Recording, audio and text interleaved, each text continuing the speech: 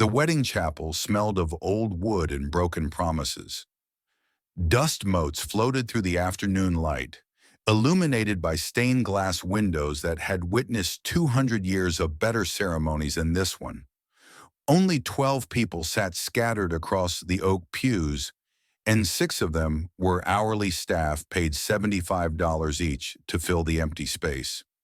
No white roses lined the aisle. No string quartet played pachelbel. No flower girl scattered petals. Just silence, thick and suffocating, broken only by the rustle of expensive fabric and the sharp click, click, click of a lawyer's pen against his leather portfolio. Emma Davis stood at the altar in a dress that cost $49 from a department store clearance rack. The polyester scratched against her brown skin with every breath. No veil covered her face. No diamonds glittered at her throat. Her natural hair was pulled back in a simple bun, secured with a single elastic band. Her hands, calloused from 12-hour nursing shifts, hung steady at her sides. Her face revealed nothing. No joy, no fear, just a mask of perfect calm. She looked at the man beside her, James Sterling, 62 years old, 5'11", but hunched now, diminished by illness. Tech billionaire, founder of Sterling Industries, net worth $4.2 billion according to the latest Forbes estimate, and according to every oncologist in Manhattan, dying. The Tom Ford suit, custom made, $8,000, delivered 3 months ago, now hung loose on his frame. He had lost 43 pounds since his diagnosis. His dark skin had taken on an ashen, grayish undertone that no amount of expensive skincare could hide. Deep grooves bracketed his mouth. But his eyes remained sharp as cut glass, intelligent and watchful. When he looked at Emma, something flickered there behind the exhaustion, something no one else in the chapel could see. Recognition, conspiracy, hope. The minister, a man named Reverend Thompson, who had been paid $500 for 20 minutes of work, cleared his throat. His voice echoed off the vaulted ceiling. "Do you, Emma Davis, take this man to be your lawfully wedded husband?" Emma's voice cut through the silence, clear as a bell. No hesitation, no tremor. "I do." The minister turned to James. "And do you, James Sterling, take this woman to be your lawfully wedded wife?" James coughed. It was a wet, rattling sound that made the minister flinch. His hand went to his chest, pressing against the pain that lived there now, constant and gnawing. But his voice, when it came, was steady. "I do." The minister smiled, but it was the practiced smile of a man who had performed this same ritual 800 times and stopped believing in it around ceremony 300. "Then by the power vested in me by the state of New York, I now pronounce you husband and wife." No applause erupted, no cheers rang out. No one threw rice or blew bubbles or shouted congratulations. Just the sound of someone in the back row laughing. It was a cold laugh, bitter, the kind of laugh that could curdle fresh milk. Victoria Sterling sat in the last pew like a queen in exile, her legs crossed at the ankle, her posture perfect despite the cheap wine she had been drinking since 10 a.m. She wore a black Chanel dress, not the somber black of mourning, but the predatory black of a widow counting her inheritance before the body was cold. Her arms were crossed over her chest, her red lips painted in a shade called blood diamond that cost $65 a tube, curved into something that resembled a smile the way a shark's grin resembles friendliness. "How much did he pay you, nurse?" Victoria called out, her voice carrying across the chapel like a slap. Every head turned. The minister's smile evaporated. The pianist, an elderly woman hired from Craigslist, stopped pretending to arrange her sheet music.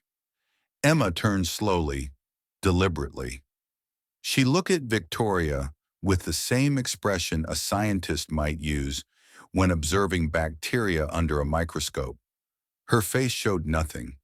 No anger flushing her cheeks. No hurt tightening her jaw. Nothing.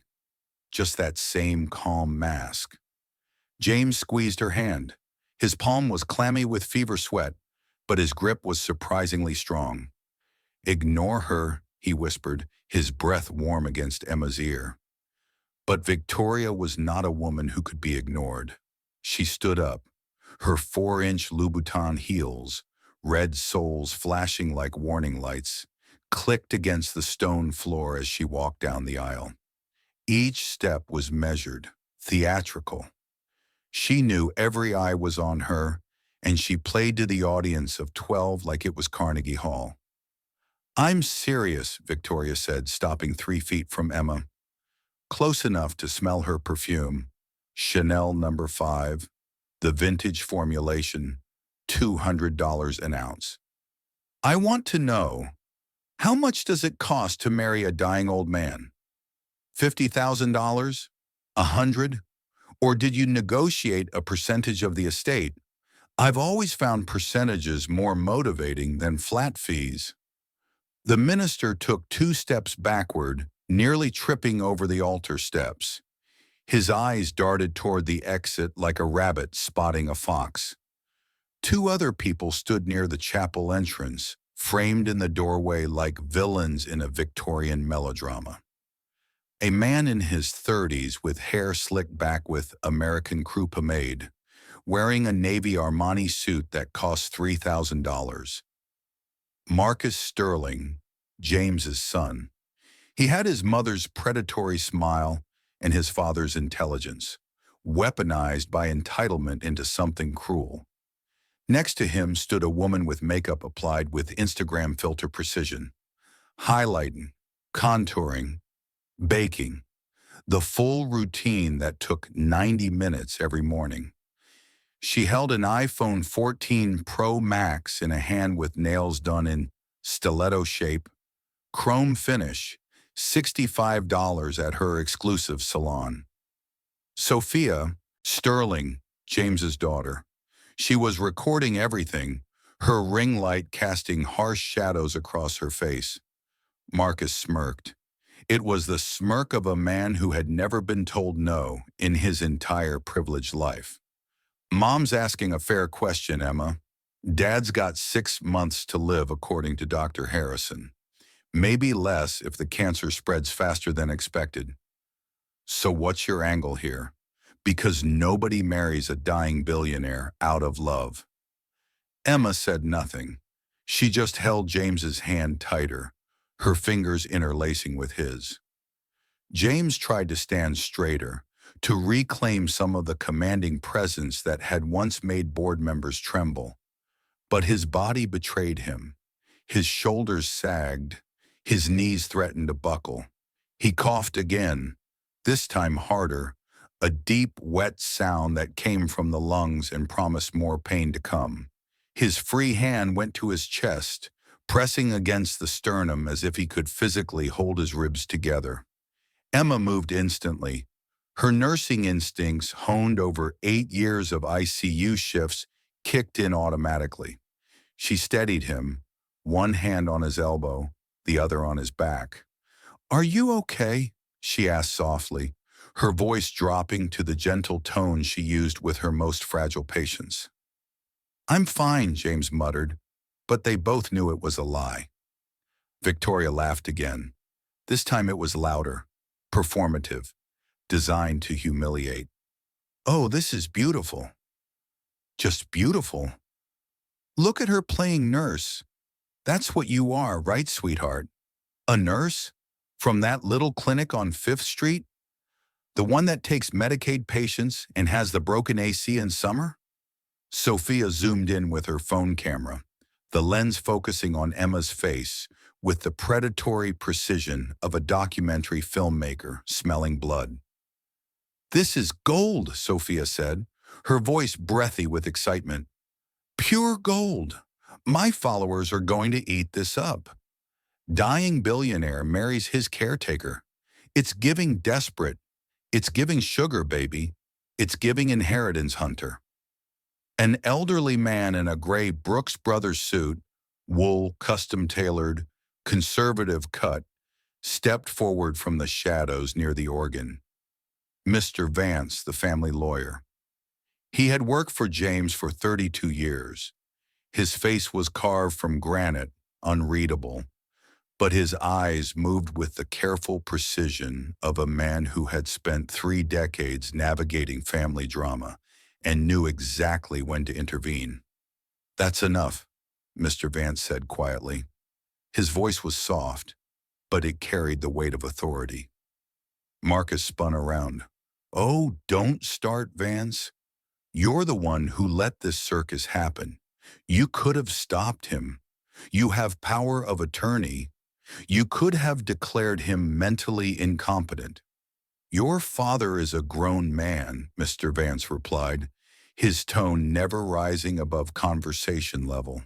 "He makes his own decisions, as he has done for the past 40 years. "Bad decisions," Victoria snapped.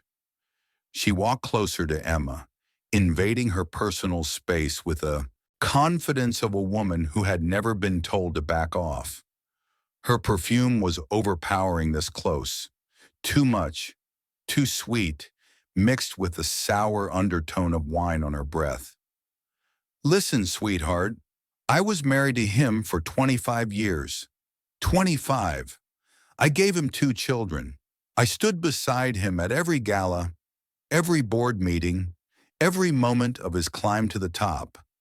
I built that empire with him, one schmoozing session at a time. And when he got bored of me, when I turned 50 and he decided he wanted something younger, he paid me off with $150 million and threw me out like yesterday's garbage." She leaned in close to Emma's ear, her voice dropping to a poisonous whisper that somehow still carried through the chapel. "You think you're special? You think 6 months of changing bedpans and adjusting IVs is going to get you into his will? Wake up, honey. James Sterling doesn't love anyone, not even himself." Emma's jaw tightened, just barely, just for a second, but she didn't respond. Instead, she turned to James, her expression softening. "Should we go?" James nodded. He looked tired, not just physically tired from the cancer eating away at his pancreas, but tired in his soul, exhausted by the weight of the family he had created and the poison he had nurtured. As they walked toward the chapel exit, Emma supporting most of James's weight while trying to make it look like a gentle assist, Victoria's voice rang out behind them. It echoed off the stone walls, amplified by the acoustics designed to carry prayers to heaven. "Enjoy your 6 months of fame, nurse, because when that clock runs out, so does your meal ticket." Emma stopped. Her palest ballet flats, scuffed and worn, squeaked softly against the polished floor. For a brief second, just 3 heartbeats long, she turned her head, and she smiled. It was a small smile, barely visible. The kind of smile the Mona Lisa might have given if she knew a secret that would destroy everyone in the room. A knowing smile, a dangerous smile, a smile that made Victoria's confident expression flicker. Just for a moment, like a candle in a sudden draft. Then Emma turned back around and walked out of the chapel with James leaning against her shoulder, leaving Victoria standing in the aisle with her mouth slightly open and her perfectly applied lipstick suddenly looking too bright, too desperate, too much. Later that evening, the reception was held at the Sterling mansion. Calling it a reception was generous.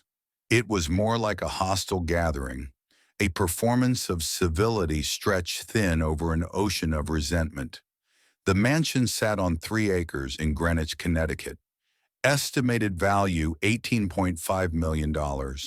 12 bedrooms, 15 bathrooms, an indoor pool that cost $400,000 to install and another $80,000 a year to maintain.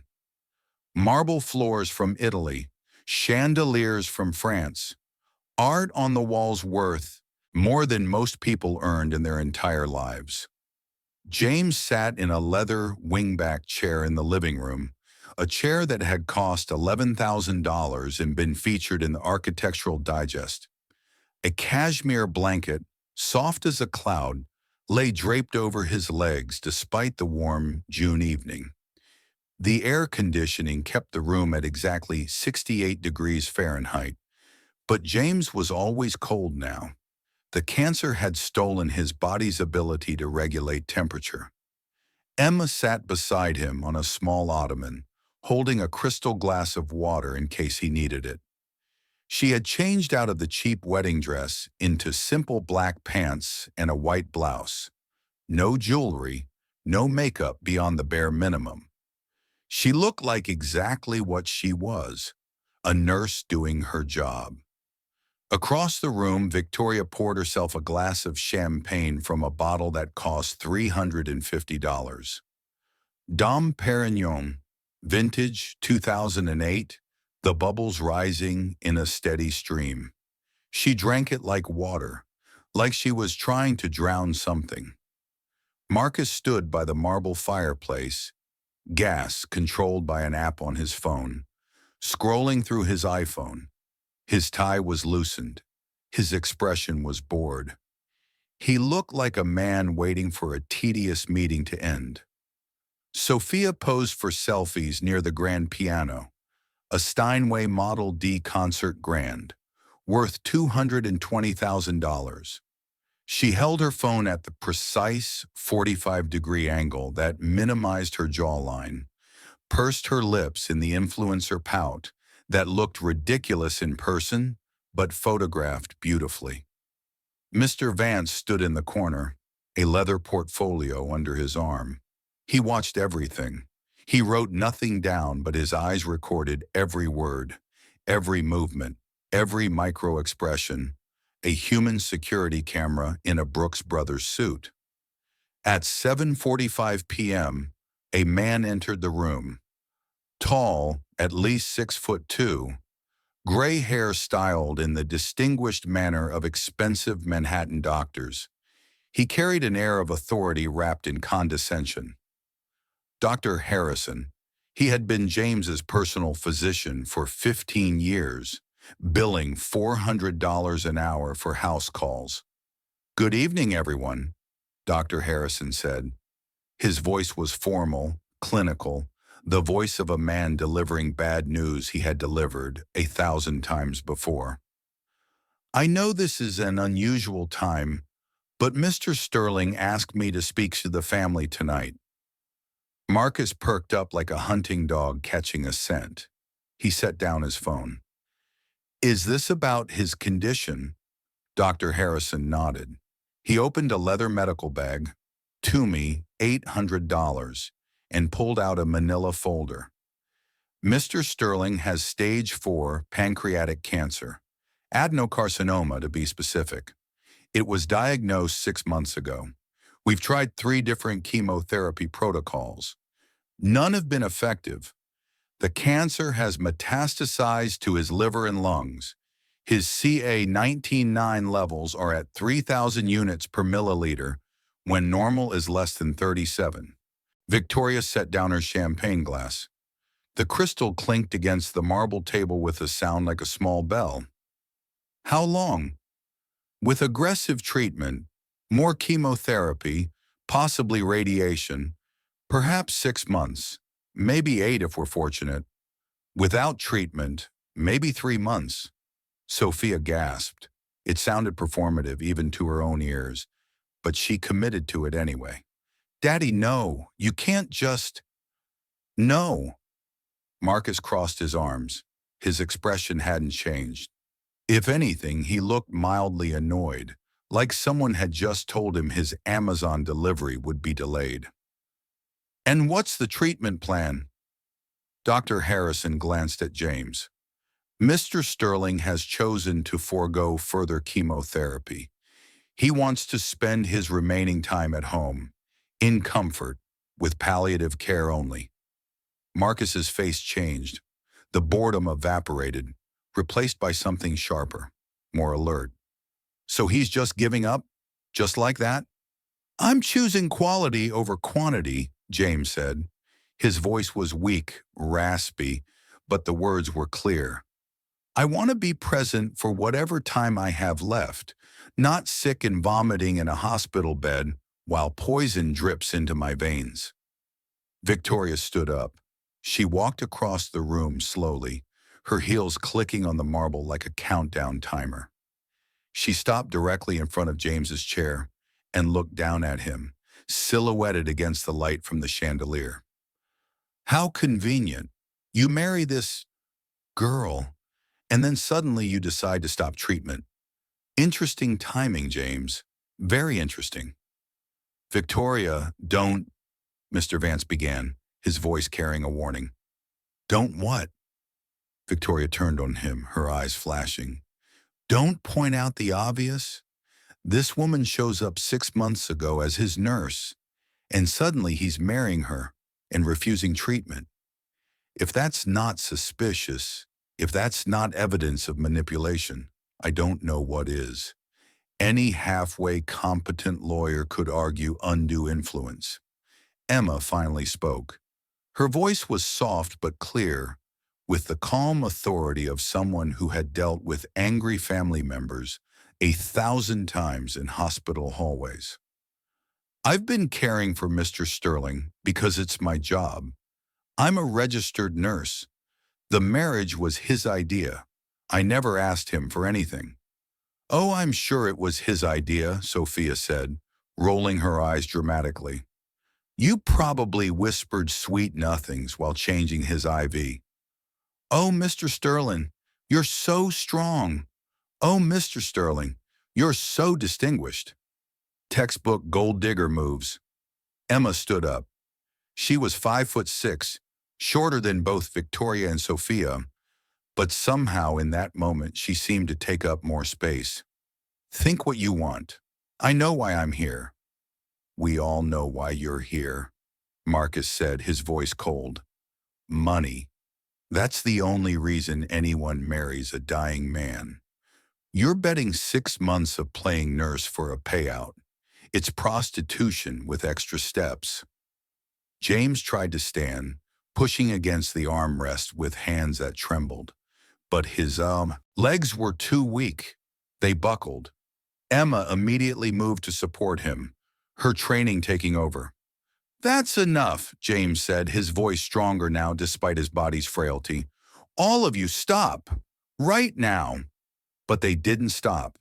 Victoria walked to the bar cart, a vintage brass piece from the 1920s that cost $6,000 at auction.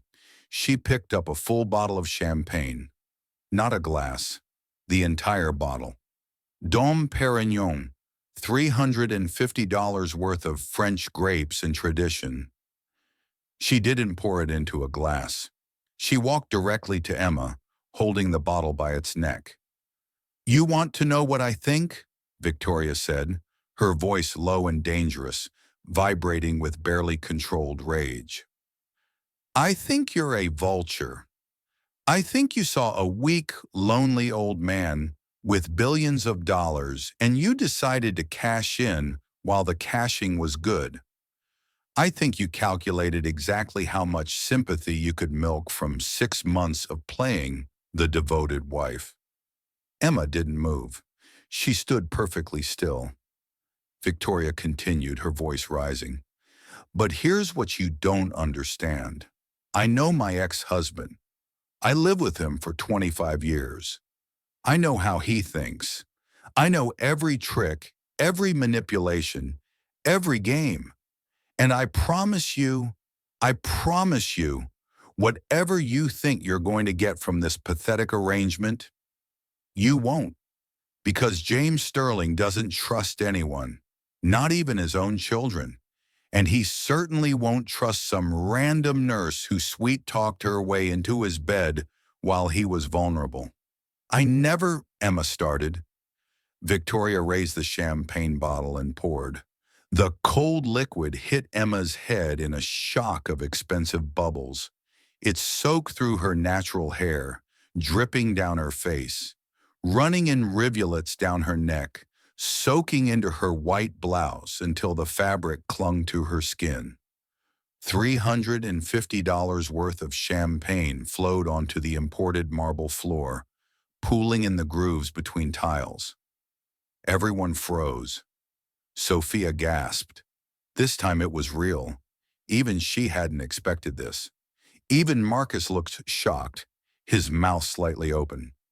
James tried to stand again, rage flashing across his tired face like lightning. Victoria! But Emma didn't scream. She didn't cry. She didn't curse or throw anything or storm out. She just stood there, champagne dripping from her chin, her blouse ruined, her hair plastered to her scalp, and she looked Victoria straight in the eyes. Feel better? Emma asked quietly. Victoria's hand trembled. The empty bottle shook. For a moment, just one brief, flickering moment, something like regret passed across her face. Or maybe it was fear. Fear that she had just made a terrible mistake. But then she set the bottle down hard on the marble table. It made a sharp cracking sound. 6 months, Victoria said without turning around. We'll see who's standing when those 6 months are up. We'll see who's laughing then. She walked toward the door, her heels clicking an angry rhythm against the floor. Marcus cleared his throat awkwardly. Well, this was fun. Real fun. I'll be heading out too.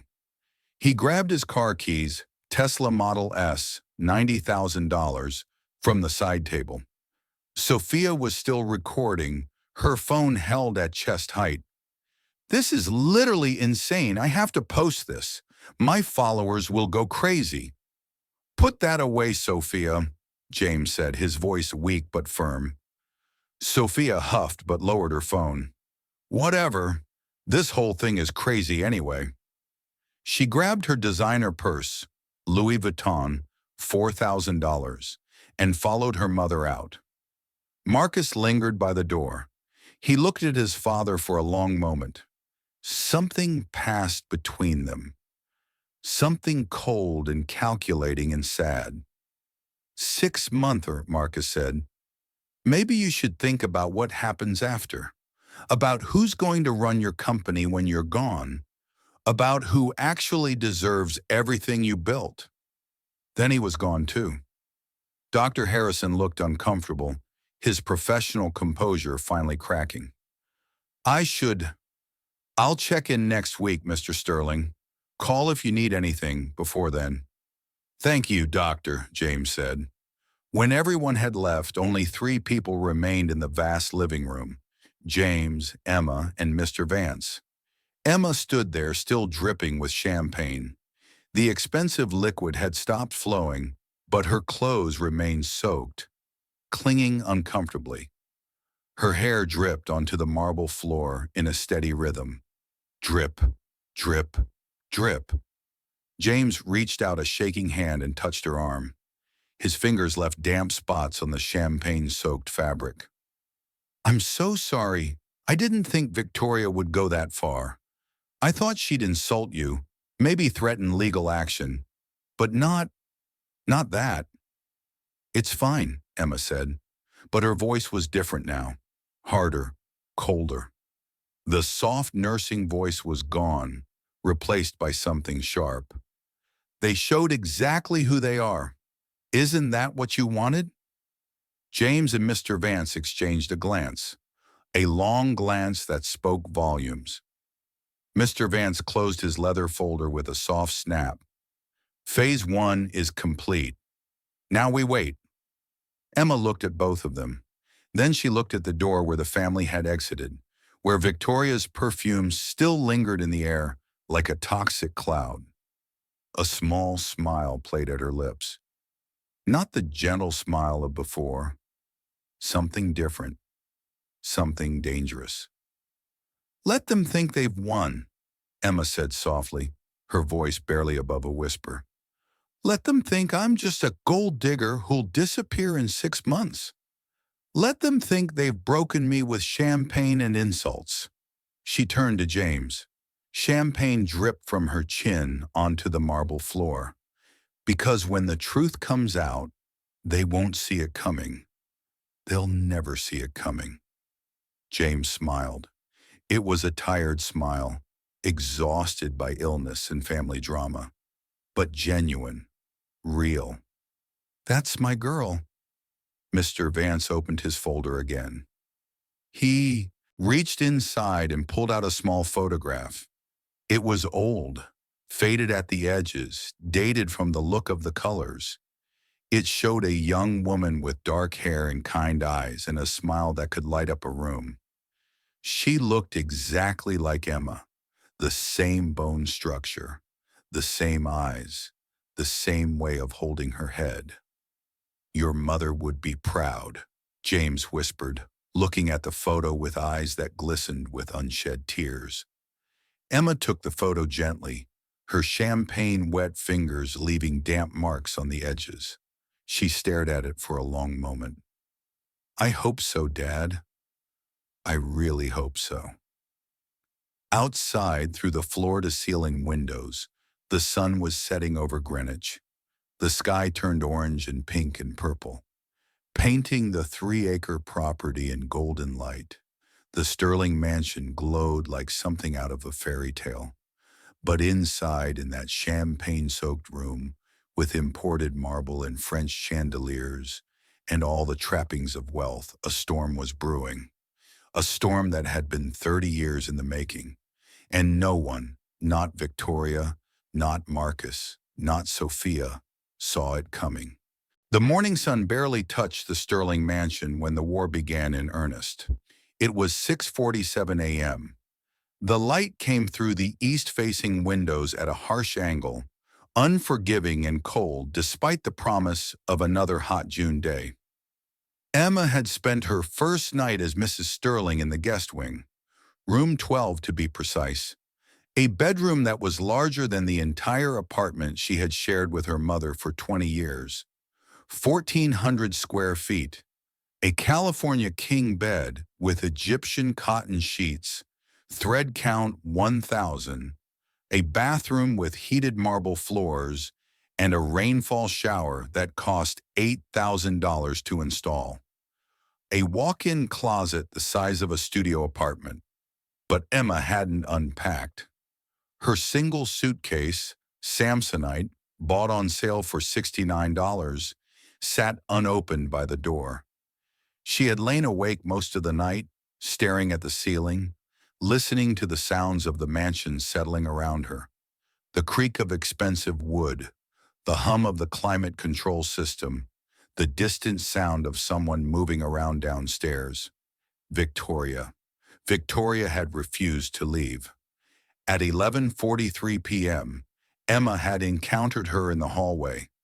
Victoria stood outside what had been the master bedroom, what was still legally Victoria's bedroom, according to the divorce settlement, until she chose to vacate.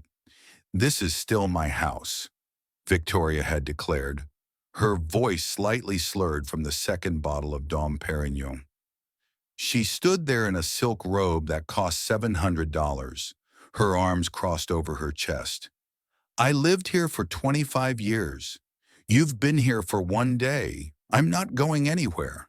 You understand? I'm not going anywhere. Emma had simply nodded and walked to her assigned room.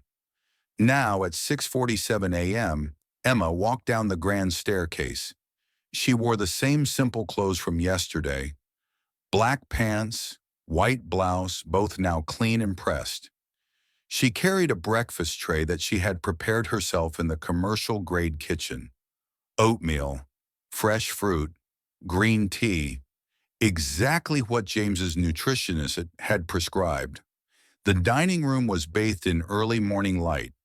Victoria sat at the head of the 20-foot table, handcrafted walnut, worth $47,000. She was already dressed in a silk pantsuit, ivory-colored, Armani, $3,000. Her makeup was perfect. Her hair was styled. She looked like a woman preparing for battle. She didn't look up when Emma entered. "Good morning," Emma said quietly. Victoria sipped her espresso. The cup was Limoges porcelain, part of a set worth $12,000. "There's staff for that, you know," Victoria said, her voice dripping with disdain. "We have a chef, a housekeeper, people who are paid to carry trays. You don't have to play servant." "I'm not playing anything," Emma replied, her voice steady. "James prefers when I bring his meals. He told me so yesterday. How convenient." Victoria finally looked up. Her eyes were red-rimmed, whether from crying or drinking Emma couldn't tell. "Tell me something, Emma. Did they teach you gold digging at nursing school? Was it an elective, or is that just a natural talent you were born with?" Emma paused. She could have fired back. She could have defended herself. She could have mentioned the champagne assault, the public humiliation, the cruelty of Victoria's entire family. Instead, she just smiled, that same small, knowing smile from the chapel. "I'll tell James you said hello." She walked away, her footsteps silent on the Persian rug that cost $83,000. Victoria watched her go, her jaw clenched, her knuckles white around the coffee cup. Upstairs, James sat propped up in his bed. The master suite, the guest master suite, since Victoria had claimed the actual master, was smaller than the others, but still larger than most people's homes. The morning light made him look even frailer than yesterday. His skin had that papery quality. His cheekbones were too prominent. His hands resting on the duvet looked skeletal. But when Emma entered with the breakfast tray, his eyes sharpened, alert, intelligent, very much alive despite the dying body. "How was your first night as Mrs. Sterling?" he asked, his voice hoarse from sleep. "Educational," Emma said, setting down the tray on the bedside table. Mahogany antique, worth $9,000. "Victoria's still here," James sighed. It was a long, tired sigh that seemed to deflate him further. "I'll handle her." "No." Emma poured his green tea into a porcelain cup. The steam rose in delicate curls. "Let her stay. Let her watch. That's the whole point, isn't it?" James studied his daughter's face. So much like her mother, he thought. Same strength. Same fire hidden beneath calm water. Same ability to endure what would break other people. "The board meeting is at 10, James said. "Marcus called it emergency session. He didn't ask my permission. Didn't even tell me. I found out from Jennifer, my assistant. She called me at 6 this morning." Emma's hand paused on the teacup, just for a second. "Already? You've been married for less than 24 hours. He's already making moves? I told you." James coughed, but this time it was deliberate, part of the performance they were staging. "They won't even wait for me to be cold. They're probably planning the funeral menu while I'm still breathing." A knock at the door. Mr. Vance entered, carrying his leather briefcase. Bottega Veneta, $3,000. He looked like he hadn't slept. His usual composure was still intact, but there were shadows under his eyes. "It's time," Mr. Vance said. "The board meeting starts in 90 minutes. I'll attend as your proxy, James. I'll record everything." "Good." Emma helped James sip the green tea. The hot liquid seemed to revive him slightly. The more they reveal now, the better. Let Marcus think you're too weak to fight back. I am too weak to fight back, James said wryly. That's the beauty of it. They're fighting a dying man who can't fight back. It makes them look even worse. Mr. Vance opened his briefcase and pulled out a small recording device, state-of-the-art, military grade, cost $2,000 and could pick up a whisper from 30 feet away. I'll plant this in the boardroom before the meeting. Every word will be documented. Emma nodded. What about Marcus's office? His emails? His phone calls? Already done, Mr. Vance said. I've had his office monitored for 3 weeks. Ever since James first proposed this plan, every phone call, every email, every text message, all backed up to a secure server. Is that legal? Emma asked. Mr. Vance's expression didn't change. In Connecticut, it's legal to record a conversation if one party consents. James owns Sterling Industries. He consents. And regarding Marcus's corporate communications on company devices, James as CEO has full legal access. But I'm dying, James pointed out. Will that hold up in court? You're ill, not incompetent, Mr. Vance replied. Your mental faculties are intact. You're capable of making business decisions. I have Dr. Harrison's documentation confirming that. Marcus will have a very hard time arguing otherwise. Emma set down the teacup. Then let's see what Marcus does with his temporary power. Sterling Industries headquarters occupied floors 20 through 22 of a glass tower in downtown Manhattan. The building itself was worth $230 million. The views stretched from the Hudson River to the East River. On clear days, you could see all the way to New Jersey. The boardroom was on the 22nd floor, all chrome and leather and glass, floor-to-ceiling windows overlooking the city. A table that cost $98,000. Chairs that cost $4,000 each. A video conferencing system that cost $60,000 and could connect to any location in the world with crystal clear quality. 15 board members sat around the long table.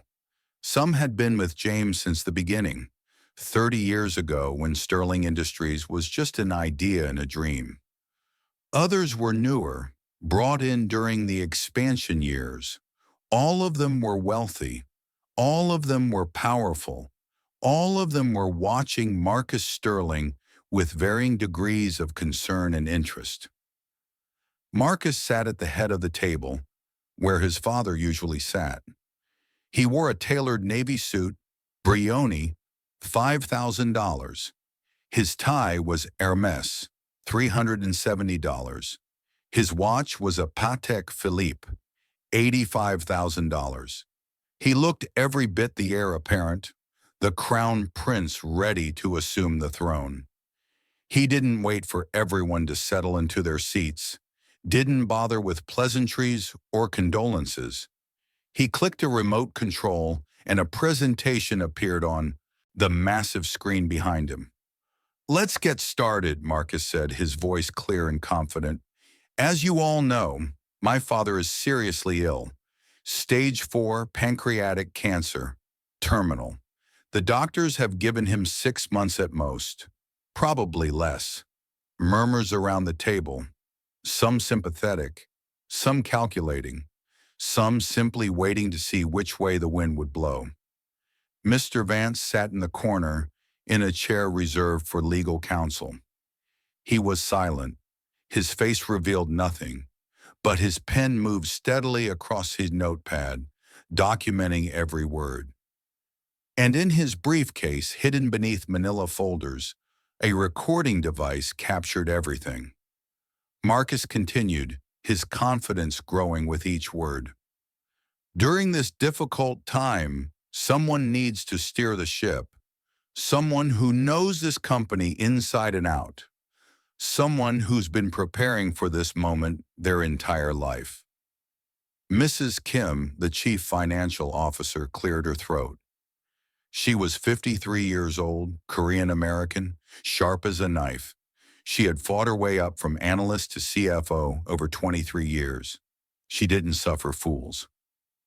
"Marcus," she said, her voice professional but firm, "your father is still CEO. He's still alive. Shouldn't we wait for his direction before making any major changes?" "Wait for what?" Marcus cut her off, his voice taking on an edge. "Wait for him to die in the middle of a crucial deal? Wait for the stock price to crash when news of his condition becomes public? Wait for our competitors to circle like sharks? No, no, we can't wait. We need to act now, smoothly, professionally, to protect this company and everyone who depends on it." Mr. Tanaka, head of Asian operations, frowned. He was 61 years old. Japanese, had been poached from Sony 15 years ago for an obscene salary. "This seems premature, Marcus. Your father is still mentally competent. He's still making decisions. Just yesterday he married his nurse," Marcus interrupted. "A woman he's known for 6 months. A woman who is clearly manipulating him. I think that raises serious questions about his judgment, don't you?" The room went quiet, uncomfortable. Several board members shifted in their seats. "Be that as it may," Mrs. Kim said carefully, "he's still the CEO. We report to him, not to you." Marcus's smile didn't reach his eyes. "For now, but let's be realistic. In 6 months, maybe less, he'll be gone. And this company will need leadership. Leadership I'm prepared to provide." He clicked the remote again. A new slide appeared. "Effective immediately, I'm proposing several changes. First, organizational restructuring. We're eliminating redundancies." A list appeared on the screen. 15 names, all senior executives, all people who had worked with James for over a decade. Loyal people, people who knew where the bodies were buried, who understood the company culture, who had been there through the lean years. Mrs. Kim's face went pale. Her name wasn't on the list, but 3 of her direct reports were. "Marcus, these people are the backbone of—" "These people are expensive and outdated," Marcus interrupted again. It seemed to be his favorite tactic. Never let anyone finish a sentence. Keep them off balance. "We need fresh blood, younger, hungrier, people who understand modern business, not the way things were done in the 1990s. Mr. Delaney stood up slowly. He was 72 years old, gray-haired, distinguished. He had been on Sterling Industries' first board meeting 30 years ago. He had helped James secure their first major contract. He had been there through 3 recessions, 2 market crashes, and countless corporate battles. "Young man," Mr. Delaney said, his voice steady but cold, "I've known your father for 30 years. I was there when he started this company in a rented office with 3 employees and a dream. And I can tell you with absolute certainty that he would never approve of this. Never." Marcus's expression hardened. The pretense of respectful discussion evaporated. "My father is dying, Mr. Delaney. I'm not. And with all due respect, you're 72 years old. Maybe it's time for you to retire as well." The room went cold. Several board members gasped. Mrs. Kim's mouth fell open slightly.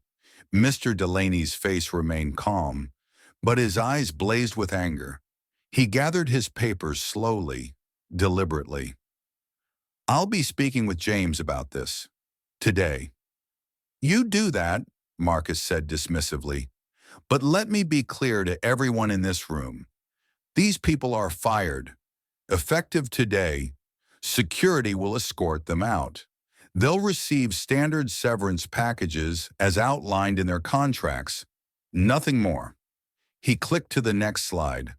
The room was still reeling, But Marcus pressed forward like a tank. Second, I'm restructuring our investment portfolio. We're getting out of boring, safe infrastructure projects, roads, bridges, municipal contracts. They're low margin and slow growth. We're moving into crypto. The room erupted, multiple voices shouting at once. Mrs. Kim nearly stood up. Crypto? Marcus, that market is incredibly volatile. We could lose. It's also where the future is, Marcus snapped, his voice rising to drown out the objections. Every major financial institution is moving into blockchain. We're late to the party. We need to catch up. I've already identified a promising blockchain startup. Revolutionary technology. I've reviewed their white paper. I've met with their founders. And I'm proposing we invest $50 million for a 20% stake. $50 million? The number hung in the air like a bomb. Mr. Tanaka leaned forward, his diplomatic composure cracking.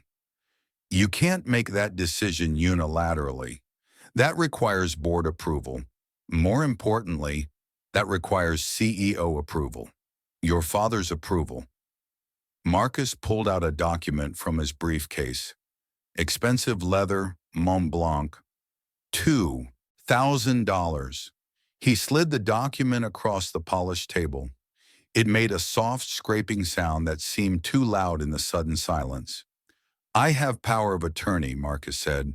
My father signed it last week before the wedding, when he was lucid, before he made the questionable decision to marry a woman he barely knows. He granted me full authority to make business decisions in his stead during his illness. Mr. Vance looked up sharply from his corner. His pen stopped moving for the first time since the meeting began. That was a lie, a complete fabrication. James had signed no such document. Mr. Vance would know. He witnessed every document James signed. Mr. Tanaka picked up the paper. His eyes scanned the text. His frown deepened with each line. This signature looks... Are you questioning its authenticity? Marcus's voice was dangerous now, low, threatening. Because if you are, we can take this to legal. We can have handwriting experts. We can drag this out for months while lawyers bill thousands of dollars an hour. But that will take time. Months this company doesn't have. Months my father doesn't have. And in the meantime, opportunities will slip away. Competitors will move faster. The market will leave us behind. The implied threat hung in the air like smoke. Question me, and you'll be tied up in lawsuits while the company burns. Question me, and you'll be next on the firing list. Question me, and you'll regret it. Mrs. Kim closed her leather portfolio. Snap. The sound was final. I'd like to register my official opposition to these changes, both the terminations and the crypto investment, for the record. Noted, Marcus said dismissively, not even looking at her. He looked around the room, making eye contact with each board member, daring them to object. Anyone else want to voice concerns? Now's your chance. Speak up or forever hold your peace. Silence. The kind of silence that speaks volumes. The silence of people who are afraid, who are calculating, who are wondering if their names will be on the next termination list. Good, Marcus said, his smile returning, sharp, predatory. Meeting adjourned. We'll reconvene in 2 weeks to review progress. Mrs. Kim, I'll need the $50 million transferred to the escrow account by Friday. I'll send you the wire instructions. As people filed out, conversations hushed, avoiding eye contact. Mr. Vance remained in his corner. He finished writing his notes. Every word documented, every lie recorded, every threat captured. Marcus approached him, his confidence swelling now that he had dominated the room. Your father will hear about this, Mr. Vance said quietly. Marcus leaned close, too close, invading personal space. His breath smelled of expensive coffee and mint. My father can barely hear anything anymore, Mr. Vance. His hearing is going. His eyesight is going. Everything is going. And soon, very soon, he won't hear anything at all. So you can run to him with your little reports. But it won't matter. Because I'm in charge now. Me, not him, not you, me. Mr. Vance looked at him for a long moment. Then he closed his portfolio and walked out without another word. Behind him, Marcus stood in the empty boardroom, looking out at the Manhattan skyline. $50 million in crypto. 15 executives fired. Total control achieved in less than 24 hours. He pulled out his phone and texted his mother, "It's done. The company is mine." 3 blocks away, in a coffee shop with questionable hygiene ratings and coffee that cost $2.50 instead of $7, Mr. Vance sat at a corner table. He opened his laptop, MacBook Pro, $3,000, encrypted with military-grade software, and uploaded the audio recording to a secure server. Then he called James. "Tell me," James said. His voice sounded weak over the phone, but Mr. Vance knew it was partially an act now. Mr. Vance told him everything, every word, every decision, every termination, the forged power of attorney, the crypto investment, all of it. When he finished, silence stretched across the phone line. Mr. Vance could hear James breathing, could hear the anger in those breaths. 15 people, James finally said. 15 families, people who gave their lives to that company, and he fired them without a second thought, without even talking to them first, just security escorts and cardboard boxes. "There's more," Mr. Vance said quietly. He pulled out the power of attorney document, photographed it with his phone, sent it to James. "The signature is a forgery. I compared it to your actual signature. It's not even a good forgery. The G in Sterling is wrong. You loop it. This one doesn't loop." James was quiet for a moment. "That's fraud. Securities fraud if he used it to make business decisions. That's not just civil. That's criminal." "That's your son," Mr. Vance said gently. "That's my son," James repeated, his voice cracking. "My son. The boy I taught to ride a bike. The kid who used to come to my office and sit in my chair and pretend to be CEO. And now he's this." Emma's voice came through the phone, distant. "James, let me talk to him." A rustling sound. Then Emma's voice, clear and close. "Mr. Vance, I know this is hard to watch. I know it hurts James to see. But we have to let Marcus keep going. The more he does now, the more evidence we gather. The bigger he builds his house of cards, the more spectacular the collapse." "Emma's right," James said, his voice stronger now, focused. "Let him fire everyone. Let him forge documents. Let him make terrible investments. Document everything. Because when we strike back, I want it to be so overwhelming he can't recover. I want him in prison, Mr. Vance. Not just fired, not just disgraced. Prison." "Understood," Mr. Vance said. He closed his laptop. "What about the 15 executives? Some of them have mortgages. Kids in college, they need those jobs." "Set up a fund," James said immediately. "Anonymous. From an offshore account. Pay their salaries for 6 months. Cover their health insurance. Tell them it's from a concerned benefactor. We'll hire them back when this is over, all of them. That will cost approximately $4.2 million, Mr. Vance calculated quickly. "I don't care, do it. Those people were loyal. I won't let Marcus destroy their lives." That afternoon, 15 executives were escorted out of Sterling Industries. Security guards flanked them like they were criminals, like they had stolen something rather than given 30 years of their lives to a company that had just thrown them away. Mr. Delaney carried his belongings in a cardboard box, photographs of his grandchildren, a plaque commemorating 30 years of service, a coffee mug that said, "World's Best VP." His hands shook slightly as he walked through the lobby. The lobby was marble and glass and expensive art. A Rothko on one wall, worth $8 million. A Calder sculpture in the corner, worth $12 million. All purchased with profits Delaney had helped generate. News crews had already gathered outside. Someone had tipped them off, probably Marcus himself.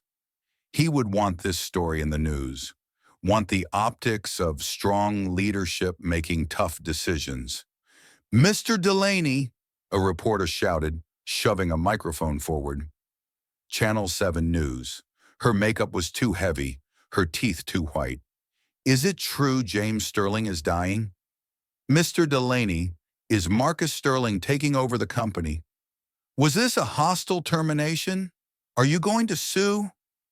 Mr. Delaney paused at the revolving doors. The same doors he had walked through for 30 years. The same doors he had entered at 6 a.m. and exited at 8 p.m. Day after day, year after year. Building something, creating something, making James Sterling's vision a reality. He looked up at the building, glass and steel stretching 40 stories into the sky. His building, or what had been his building, what he had thought was his building. "James Sterling built something beautiful here," Delaney said quietly, his voice thick with emotion. "He built a company based on integrity, on loyalty, on treating people like human beings, not assets to be liquidated when convenient. His son is tearing it down, brick by brick, and I pray that James is watching, because this is not the legacy he wanted." Then he walked out into the sunlight, carrying his cardboard box. His 30 years reduced to objects that fit in 2 cubic feet. The revolving doors spun closed behind him with a soft hiss. Inside the lobby, Marcus watched from the mezzanine level. He saw Delaney's interview on his phone, the live stream from Channel 7. He watched the old man cry on camera, and Marcus smiled. Back at the mansion, Emma helped James through his study. The study was his sanctuary. Dark wood, paneling, floor-to-ceiling bookshelves, first editions worth hundreds of thousands of dollars, a desk that had belonged to his grandfather, antique mahogany, priceless. James moved slowly, one hand on Emma's arm. His legs were weak today, or he was making them seem weak. It was getting hard to tell the difference between the performance and the reality. When Mr. Vance arrived an hour later, his face was grim. He didn't need to speak. They all knew. "Tell me," James said anyway. He needed to hear it, needed to know exactly what his son had done. Mr. Vance opened his briefcase and pulled out his notes. He read everything, every word Marcus had said, every executive he had fired, every decision he had made, the forged power of attorney, the $50 million crypto investment in a company with no track record. When he finished, the room was silent except for the tick of a grandfather clock. Tick, tick, tick. Each second sounded like a judge's gavel. James stared out the window at his 3 acres. The landscaping cost $80,000 a year to maintain. Japanese maples, Italian cypress, an English garden with roses that cost $200 per bush. His jaw was clenched. His hands trembled on the armrests, and this time it wasn't part of the act. This was real rage, real pain. 15 people, James said finally. 15 families. Delaney gave me 30 years. 30. He could have retired 5 years ago. He stayed because I asked him to, because I told him the company needed him. And Marcus fired him. Fired him like he was nothing. There's more, Mr. Vance said quietly. He pulled out another document. The power of attorney. I had a forensic document examiner look at it. His preliminary opinion is that the signature is definitely a forgery. The pressure points are wrong. The pen strokes are wrong. Someone tried to copy your signature, but they didn't do it well. Emma's eyes widened. That's fraud. That's my son, James said bitterly. He looked at Emma, this young woman who was his daughter, who had every reason to hate him for abandoning her. But who was here anyway? Who was helping him expose the poison he had created? You asked me once why I was doing this, why I needed to test them. This is exactly why. Because I built a company based on principles, and my son is destroying it for profit. I raised a monster, Emma. I taught him to value money over people, and now he's proving I succeeded. Emma knelt beside his chair. Her nursing pants wrinkled. Her simple blouse was clean but cheap. She looked so different from Victoria with her designer clothes and perfect hair. So different from Sophia with her influencer aesthetics. Emma looked real, human, present. I know this hurts, Emma said softly, but we have to let him keep going. The more he does, the more rope he gets, the more evidence we gather. When we finally reveal the truth, it needs to be so overwhelming that there's no defense, no excuse, no way to spin it. James looked at her. This young woman who was his daughter, this stranger who was the only family he had left that mattered. When did you become so strong? I learned from my mother, Emma said. Her voice was steady, but there was pain behind it, pain he had caused. She survived alone for 28 years. No husband, no support, no inheritance to fall back on. She worked double shifts at a hospital to put me through school. She did it alone because you weren't there. So if she could survive 28 years alone, I can survive 6 months of this. James took her hand. His grip was weak, trembling. I'm so sorry. Sorry I wasn't there for her. Sorry I wasn't there for you. Sorry you have to see this ugliness now. See what I created, what I raised. Don't be sorry, Emma said, her voice firm.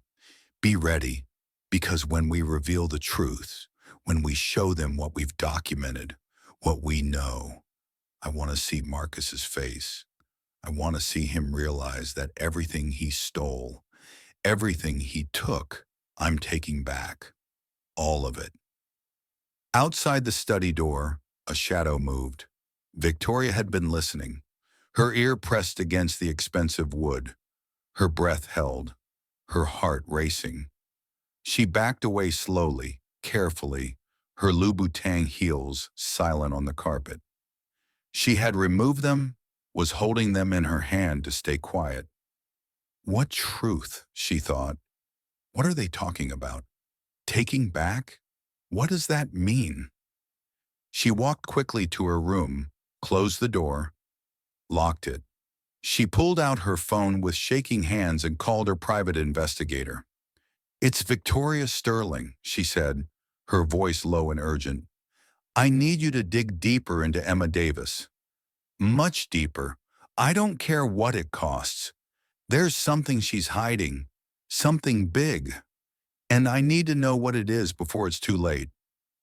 The investigator's voice was gravel and cigarettes. Ms. Sterling, I've already told you. Her records before 2 years ago are sealed. Court order, federal level, that takes serious power. Then find out who sealed them. Find out why. Find out everything. Because my ex-husband is dying, and that woman is about to steal billions of dollars, and I need ammunition to stop her. It'll cost you. I don't care. Bill me whatever you need. Just find out who Emma Davis really is. Victoria ended the call. She stood at her window, looking down at the gardens. The same gardens she had designed 15 years ago. The same property she had made beautiful. The same home she had built. And now a stranger was taking it from her.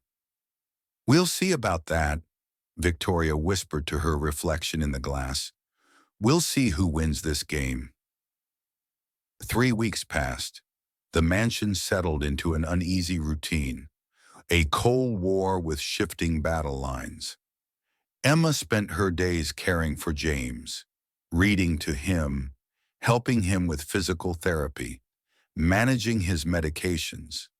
She looked like what she was, a dedicated nurse doing her job, except she wasn't doing it for money, she was doing it for revenge.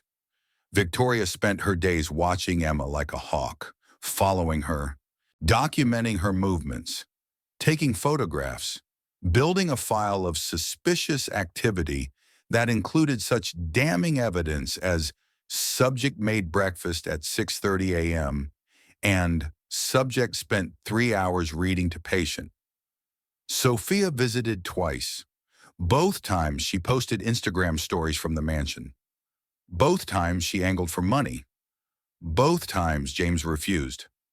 But Daddy, Sophia had whined on her second visit, I need a new camera setup. The one I have is so 2022. I need the latest Sony and a better lighting system. I could really use 50,000. No, James had said, his voice weak but final. Sophia had left in a huff, slamming doors worth $15,000 each. Marcus never visited. He was too busy running Sterling Industries into the ground. The crypto investment, the promising blockchain startup with revolutionary technology, it turned out to be a scam, a sophisticated scam, but a scam nonetheless. The founders took the $50 million and vanished. The company dissolved. The cryptocurrency they had created crashed to zero. $50 million. Gone. Evaporated. Like it had never existed. Marcus hid the loss. He moved money between accounts, created fake invoices, fabricated consulting fees. It was a shell game, trying to hide a $50 million hole while the auditors asked questions. Mrs. Kim, the CFO, knew something was wrong. The numbers didn't add up. But every time she asked Marcus about it, he deflected, gave vague answers, promised documentation that never arrived. At Sterling Industries, morale was collapsing. The fired executives had been the institutional knowledge. They had been the ones who knew how things worked, who knew the vendors, who knew the clients, who knew the systems. Without them, projects started failing. Deadlines were missed. Clients complained. The stock price, which had been steady for years, started dropping. First 5%, then 8, then 12. Board members started asking questions, started demanding explanations, started wondering if Marcus Sterling was really ready to lead, but Marcus didn't care. He was too focused on Emma. He had hired 5 different private investigators. All of them came back with the same frustrating answer. Emma Davis's records before 2 years ago didn't exist. Or they existed but were sealed, buried, hidden by someone with serious power. It doesn't make sense, Marcus told Victoria over lunch at Le Bernardin. 3 Michelin stars. Lunch for 2 cost $800. Nurses don't have sealed records. Nurses don't have their entire past erased. Someone is protecting her. Someone powerful. Victoria sipped her wine. Chateau d'Yquem, $400 a bottle. What if she's not just a gold digger? What if she's something worse? Like what? I don't know. A con artist? A criminal? Someone who's done this before? Maybe Dad isn't her first target. Marcus, considered this. Have the investigators check for similar cases. Nurses who married wealthy dying men. See if there's a pattern. They found nothing, because there was nothing to find. Emma Davis had never done this before, had never targeted anyone, had never conned anyone. She was exactly what she appeared to be, a nurse, a daughter, a woman with a plan. Back at the mansion, Emma discovered sugar in James's tea one morning. Not regular sugar, something bitter. Something that made her nursing instincts scream danger. She didn't drink it. She dumped it immediately. She sent a sample to a private lab for analysis. Cost $300 for rush results. The results came back 48 hours later. Ipecac syrup. Not enough to kill, but enough to make someone violently ill. Enough to make a dying man even sicker. Enough to speed up the timeline. Emma showed the results to James and Mr. Vance. Someone is trying to make you sicker, Emma said. Faster. Who has access to the kitchen? James asked. Everyone, Mr. Vance said. Victoria, the staff, any visitors. That afternoon, Emma found her car tires slashed. All 4 of them. Clean cuts, deliberate. Not random vandalism. A message. Security cameras had mysteriously malfunctioned the night before. Convenient. The next day, the cook, Mrs. Liu, who had been kind to Emma, who had taught her how to use the commercial kitchen, was suddenly fired. No explanation. Just a phone call from Victoria. Your services are no longer required. Victoria hired a new cook. Someone young. Someone loyal to her. Someone who smiled too much and watched Emma too closely. James's medication went missing twice. Emma found it eventually, hidden in the back of a linen cabinet, far from where it should be, hidden where James wouldn't think to look. Small things, cruel things, things designed to break Emma's spirit without leaving evidence, things designed to make her leave, to make her give up and walk away. But Emma didn't break. She documented everything, took photographs with her phone, wrote down dates and times in a small notebook, kept samples in labeled bags, built a file that grew thicker each day. Mr. Vance collected it all, added it to his growing archive. The evidence was overwhelming now. Harassment, intimidation, possibly attempted assault with the Ipecac, definitely property damage with the tires. They're playing right into our hands, Mr. Vance said one evening, reviewing the files in James's study. I know, Emma replied, but her voice was tired. The constant vigilance was exhausting. The constant hostility was wearing her down. But knowing it's part of the plan doesn't make it easier. She looked at James, who was sleeping fitfully in his chair. His face was pale. The stress was taking a toll on him too, even though he was the one directing the performance. How much longer? Emma asked quietly. Mr. Vance looked at his calendar. You've been here 3 weeks. The plan was for 6 months, but at the rate Marcus is destroying the company and Victoria's escalating her harassment, maybe we don't have 6 months, Emma finished. Maybe we don't, Mr. Vance agreed. Or maybe we speed up the timeline, force their hand, make them cross a line they can't uncross. Emma looked at him sharply. What kind of line? Mr. Vance pulled out a folder, a thin folder with only 3 pages inside. I've been monitoring their communications, their emails, their phone calls, and I've noticed something interesting. Victoria has been researching something very specific. Medical questions, questions about end-of-life care, questions about what happens when someone stops taking their medications. Emma's blood ran cold. You think she's planning to? I think Victoria is considering accelerating the inevitable, Mr. Vance said carefully. And if Marcus is involved, if they're planning it together, that changes everything. That's not just harassment. That's conspiracy to commit murder. James stirred in his chair. His eyes opened, alert despite the late hour. Set the trap, he said quietly. Let them plan it. Let them think I'm helpless. Let them think Emma can't protect me. And when they make their move, we'll have them. Not just for fraud, not just for harassment, for attempted murder. Emma stood up. She walked to the window, looking out at the dark gardens. The estate that should have been beautiful but felt like a prison. This is getting dangerous, she said. What if they actually try something? What if we can't stop them in time?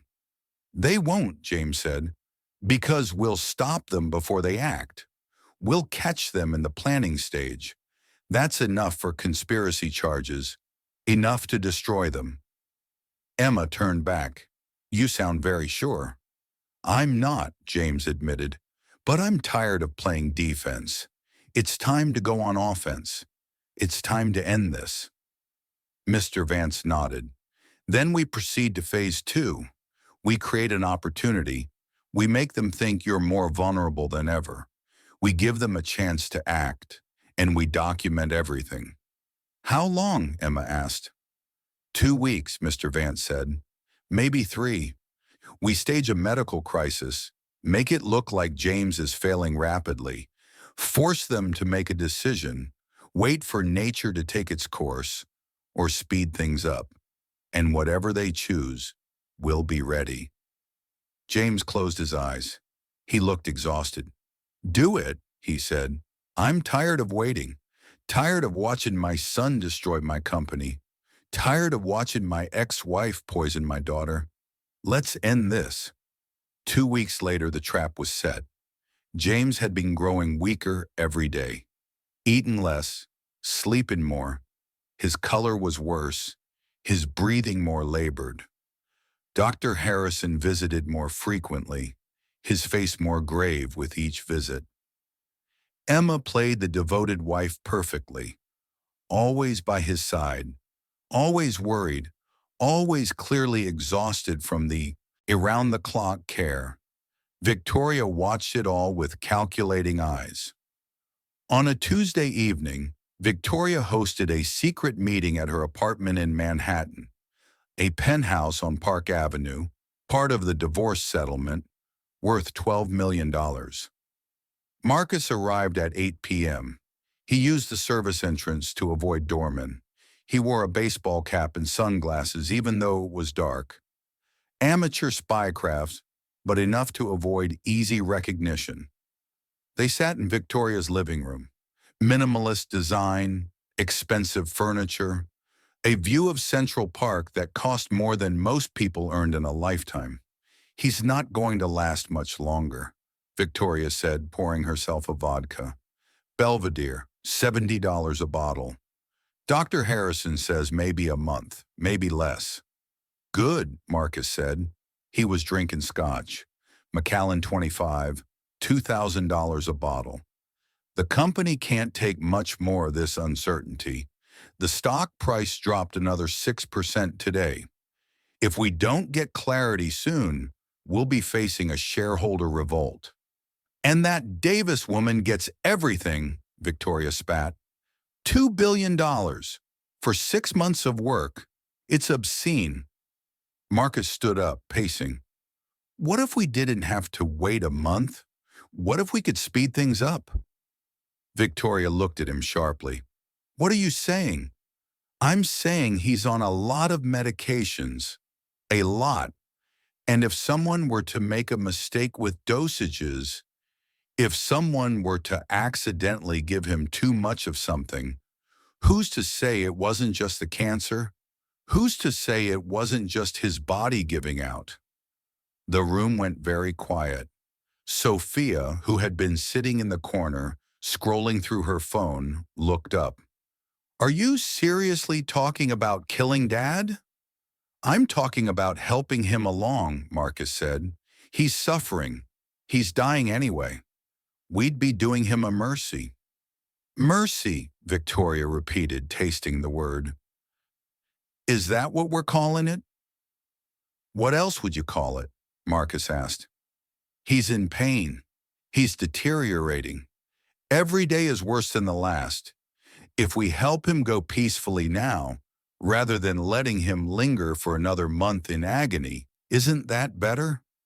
Sophia stood up abruptly. This is insane. You're talking about murder. I'm talking about mercy, Marcus insisted, and about protecting our inheritance. That woman is manipulating him. She's going to take everything, everything we deserve, everything we're entitled to, our birthright. She's not entitled to it, Victoria agreed. She's a stranger, a gold digger. She doesn't deserve James's fortune. Sophia grabbed her purse. I can't be part of this. This is crazy. Sit down, Victoria ordered. No, I'm leaving, and I'm not going to be involved in whatever you two are planning. Sophia walked to the door. She paused, hand on the knob, and looked back. He's our father. Whatever he did, whatever mistakes he made, he doesn't deserve to be murdered by his own children. She left. The door closed behind her with a soft click that sounded very loud in the sudden silence. Victoria and Marcus looked at each other. She won't tell, Marcus said, but he didn't sound certain. How do you know? Because she's implicated just by being here. She heard us discuss it. If she goes to the police, she's an accessory. She's too scared of going to jail herself. Victoria stood and walked to the window. Central Park stretched below, dark except for scattered lights. If we do this, and I'm not saying we should, but if we did, we'd need to be smart. Very smart. No trace, no evidence. It has to look natural. I know someone, Victoria said quietly. A nurse. Someone who used to work at Sterling Industries Medical Clinic. James fired her 3 years ago for stealing medications. She's angry. She needs money. And she knows exactly what kinds of medications can stop a heart. Marcus pulled out his phone. How much would she want? $250,000. Marcus did quick mental math. I can move that from the company accounts. Make it look like consulting fees. Then we're doing this? Victoria asked. Marcus looked at his mother. Really looked at her. And he realized something. She had already made the decision. She was just waiting for him to agree. We're doing this, Marcus said. What they didn't know, what they couldn't know, was that Mr. Vance had anticipated this meeting, had anticipated this moment, and had planted listening devices in Victoria's penthouse 3 days earlier.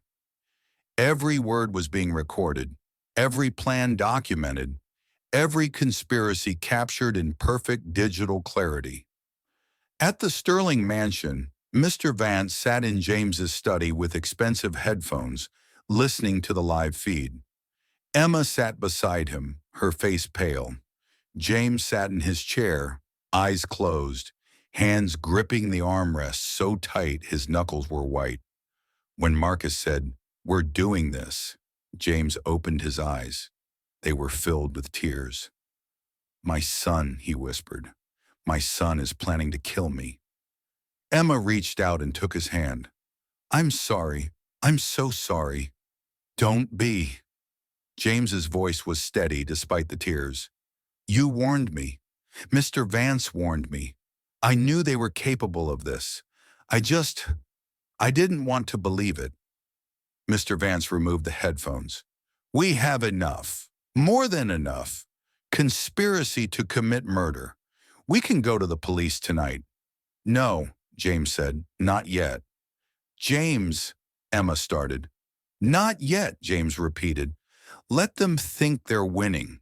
Let them make contact with this nurse. Let them set it up. The more they do, the more evidence we have. The stronger our case becomes." That's dangerous, Mr. Vance warned. If they actually make an attempt, they won't get the chance, James said. Because we're going to substitute the nurse. We're going to intercept her, offer her more money to work for us instead. She'll pretend to go along with Victoria's plan, but she'll actually be documenting everything, recording every conversation, every instruction, every payment. Emma shook her head. That's incredibly risky. Everything about this plan is risky, James said, but it's necessary because I don't just want to stop them. I want to make sure they never hurt anyone else again. I want them in prison, Emma, both of them, and this is how we do it. Mr. Vance made a call. 2 calls, 3. By midnight, he had located the fired nurse. Her name was Karen Rodriguez. She was 43 years old. She had been fired from Sterling Industries for allegedly stealing pain medications, though she maintained it was a setup. She was working at a free clinic in the Bronx, making $32,000 a year. She had student loans. She had credit card debt. She was barely surviving. Mr. Vance offered her $500,000 to help them, tax-free, paid from an offshore account. In exchange, she would pretend to work with Victoria, but actually work with James. She would wear a wire. She would document everything, and when it was over, she would testify. Karen Rodriguez said yes. 1 week later, Victoria made contact. They met at a coffee shop in Queens, neutral territory, somewhere Victoria would never normally be seen. I have a job for you, Victoria said, sliding an envelope across the table. Inside was $25,000 in cash. Down payment. You'll get the rest when it's done. When what's done? Karen asked. She was wearing a wire, a tiny device hidden in her bra strap, state-of-the-art, military grade, recording everything. James Sterling is dying, Victoria said. But he's not dying fast enough. I need you to help him along. Make it look like natural progression of his cancer. Can you do that? Karen pretended to think about it. What exactly do you want me to do? Get yourself hired at the mansion. There's a new cook I've placed there. She'll help you get in. Tell them you're visiting your friend. Once you're inside, you'll have access to James's medications. I need you to adjust them, increase the dosages, or better yet, give him something that will stop his heart. Make it look like the cancer spread faster than expected. That's murder, Karen said quietly. That's mercy, Victoria corrected. He's suffering. He's dying anyway. We're just speeding up the inevitable. He'll die peacefully, in his sleep. No pain. Isn't that better than lingering for months? Karen took the envelope. When? Soon. Within 2 weeks. The longer we wait, the more risk. That woman he married is watching him constantly. She barely leaves his side. We'll need to find a window, a moment when she's distracted, when you can act without being seen. I'll do it, Karen said. Victoria smiled. It was a cold smile, a smile that didn't reach her eyes. Good. When it's done, the rest of the money will be in your account, untraceable. You'll never have to work another day in your life. They parted ways. Victoria walked to her car, feeling satisfied. Karen walked to hers, feeling sick. That evening, Karen met with Mr. Vance and gave him the recording. I've done a lot of things I'm not proud of, Karen said, but I've never killed anyone, and I'm not going to start now, no matter how much money someone offers. You're doing the right thing, Mr. Vance assured her, and when this is over, you'll be compensated for your courage. The plan moved forward. Karen entered the mansion as planned, claiming to visit the new cook. Victoria's plant confirmed she had arrived. Victoria texted Marcus, "It's happening. Tonight. But Emma was ready. Mr. Vance was ready.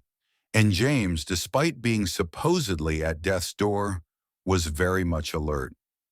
Karen pretended to prepare an injection. She went through all the motions, mixed saline with nothing, prepared a syringe that contained only harmless salt water. She entered James's room. Emma was there as always. Karen nodded to her, a prearranged signal. Emma stepped back. "I need to give Mr. Sterling his medication," Karen said, her voice steady despite her racing heart. "Of course," Emma said. Karen approached James's bed. He looked so fragile lying there, so close to death already. For a moment she hesitated, even though she knew the syringe was harmless. The weight of the moment pressed on her. This was it, the final proof of Victoria's murderous intent. She administered the injection. James's eyes closed. His breathing slowed, then stopped. Emma gasped. She shook him. "James! James!" Karen backed away, her face pale. I need to call a doctor." "No," Emma said sharply. "First, I need to call someone else." She pulled out her phone and dialed. "Mr. Vance? It's time. Send them in." Within 15 minutes, the mansion was filled with people. Police, federal agents, Mr. Vance. Detective Williams, a stern woman in her 50s with 23 years on the force and no patience for wealthy criminals. And Victoria, who had been dragged from her Manhattan penthouse in handcuffs, still wearing her silk robe, her face white with shock. "What is this?" Victoria demanded. "What's happening? Why am I being arrested?" Detective Williams held up a file, a thick file. "Victoria Sterling, you're under arrest for conspiracy to commit murder." "That's ridiculous. I don't know what you're talking about." "We have recordings of you planning to murder your ex-husband. We have testimony from a witness. We have documented evidence of your attempts to hire someone to tamper with his medication." "That's insane. I would never—" Detective Williams pressed play on a small recorder. Victoria's own voice filled the room. "I need you to adjust his medications, increase the dosages, or better yet, give him something that will stop his heart." Victoria's legs gave out. An officer caught her before she fell. Marcus was arrested at his office. 20 federal agents stormed Sterling Industries at 9 a.m., right in the middle of a board meeting. They handcuffed him in front of 15 board members, 6 VPs, and 2 reporters who happened to be in the lobby. The whole thing was filmed by security cameras, by phone cameras, by news crews who arrived within minutes. It went viral immediately. Within an hour, it was trending on Twitter. Within 3 hours, it was on every major news network. The billionaire's son arrested for plotting to kill his dying father. Sophia, who had distanced herself from her mother and brother after that meeting, was questioned but not charged. She sat in a police station, crying, while Detective Williams took her statement.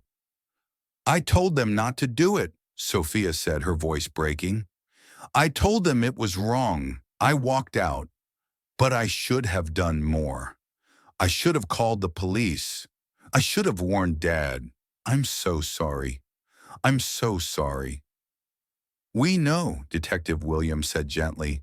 "You're not being charged, but you will need to testify." Sophia nodded, wiping her eyes. Her perfectly applied makeup was ruined. Her influencer persona was gone. She looked like what she was, a scared 30-year-old woman who had almost lost her father.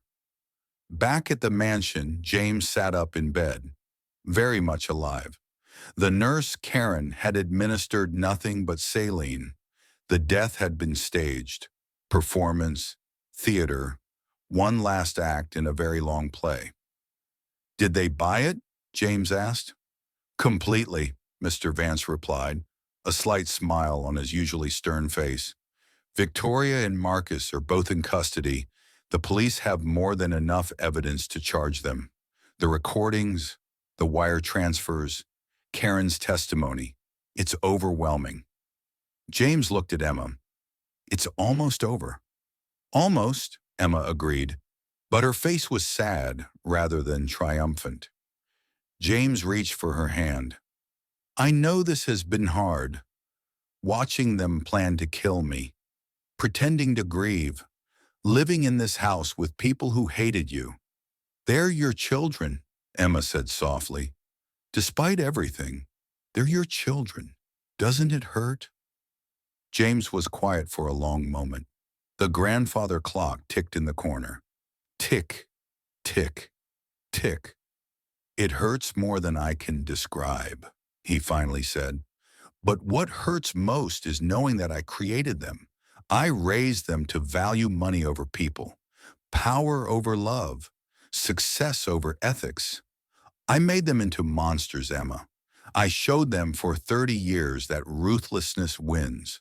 That business is everything. That family is disposable. Is it any surprise they learned the lesson? He looked out the window at the gardens, the 3 acres that represented everything he had built, everything he had achieved. At least I got one thing right, James said quietly. What? I found you, my daughter, my real family. Emma squeezed his hand. We found each other. The trial was set for 8 months later, but Victoria and Marcus's lawyers looked at the evidence and knew they couldn't win. The recordings were clear. Karen's testimony was solid. The paper trail was undeniable. Bank records showing the down payment. Text messages discussing timing. Recorded conversations planning the murder. They took plea deals. Marcus got 15 years for conspiracy to commit murder, securities fraud, and forgery. His business career was over. His reputation destroyed. Sterling Industries' stock price crashed when news of his arrest became public. He would spend the prime of his life in federal prison, watching through barred windows as the fortune he tried to steal supported the very woman he had tried to destroy. Victoria got 20 years. Her sentence was longer because she had been the mastermind. She had recruited the nurse. She had made the plan.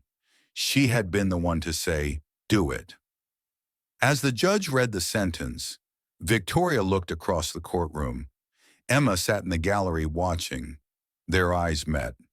You did this, Victoria mouthed silently.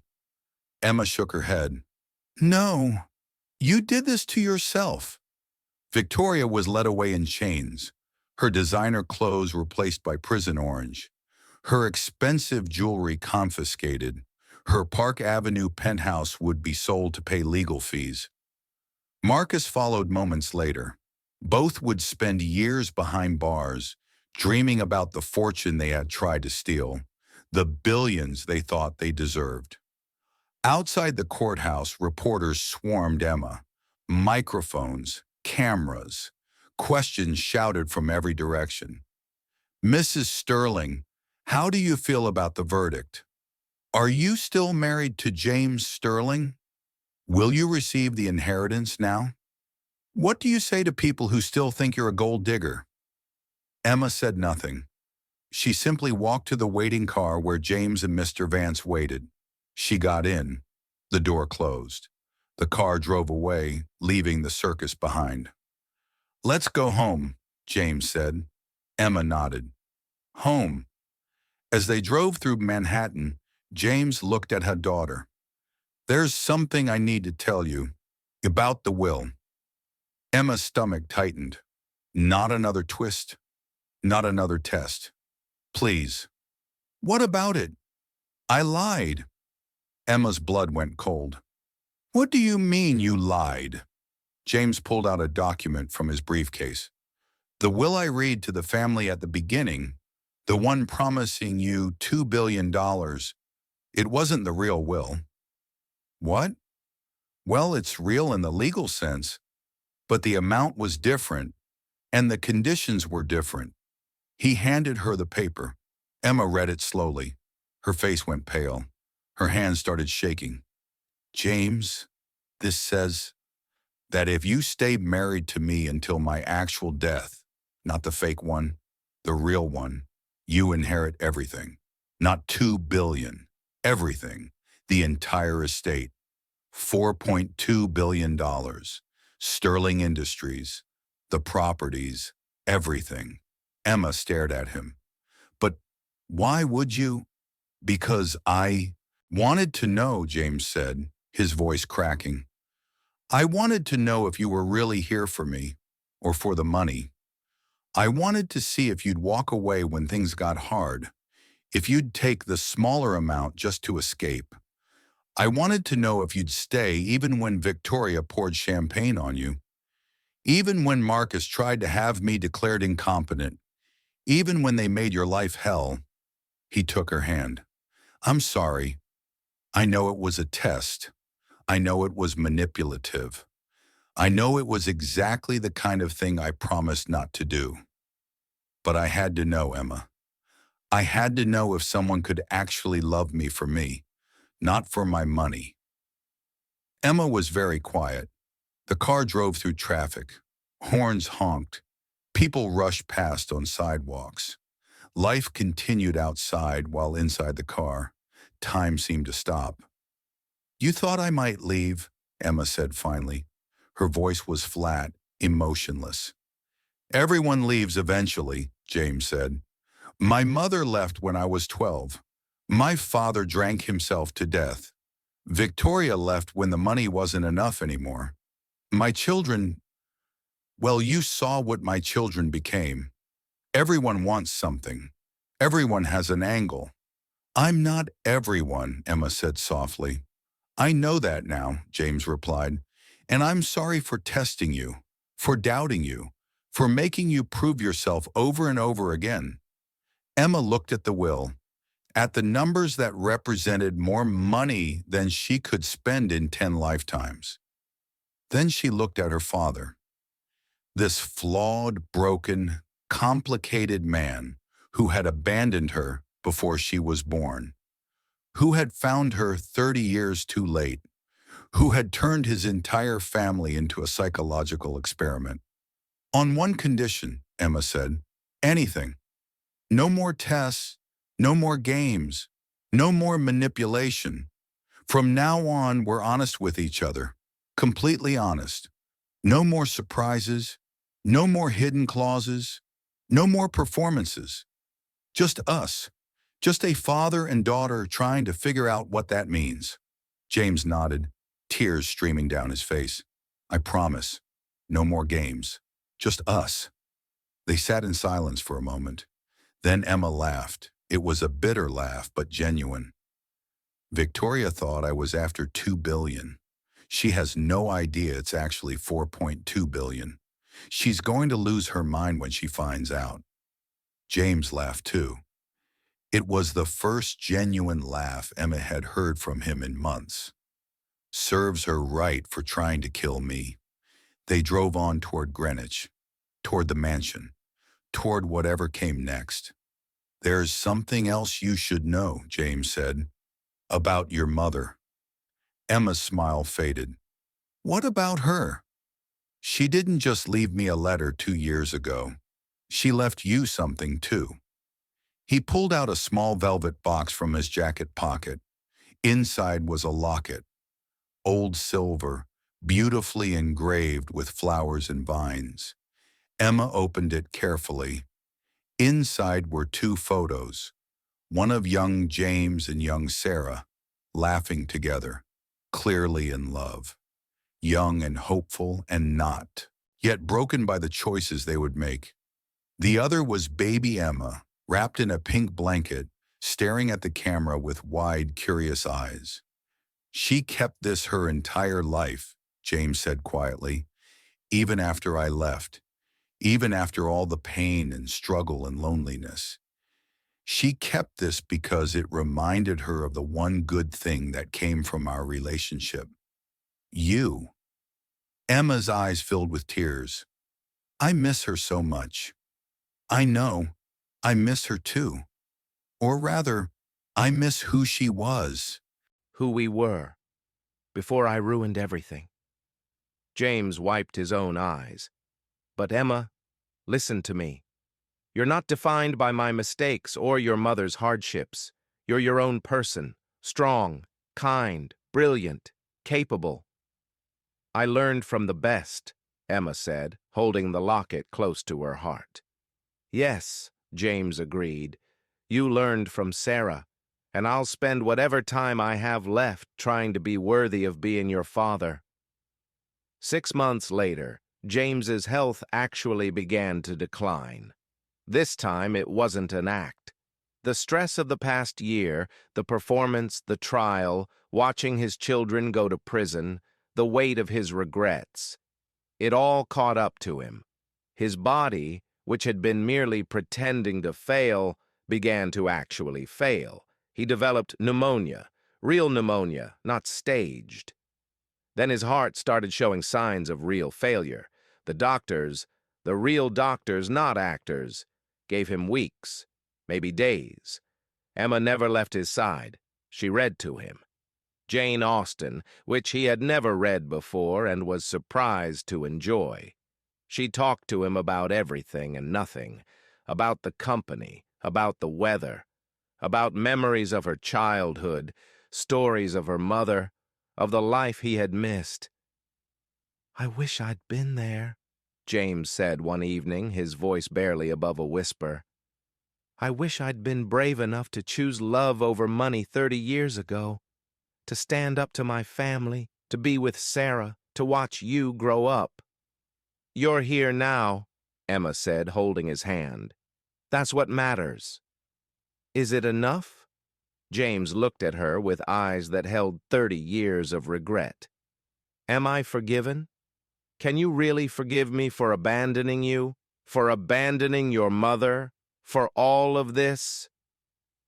Emma thought about everything. The abandonment, the pain her mother had endured, working double shifts and eating ramen so Emma could have better meals, the tests and manipulations, the 6 months of psychological warfare with Victoria and Marcus, the champagne assault, the slashed tires, the constant fear.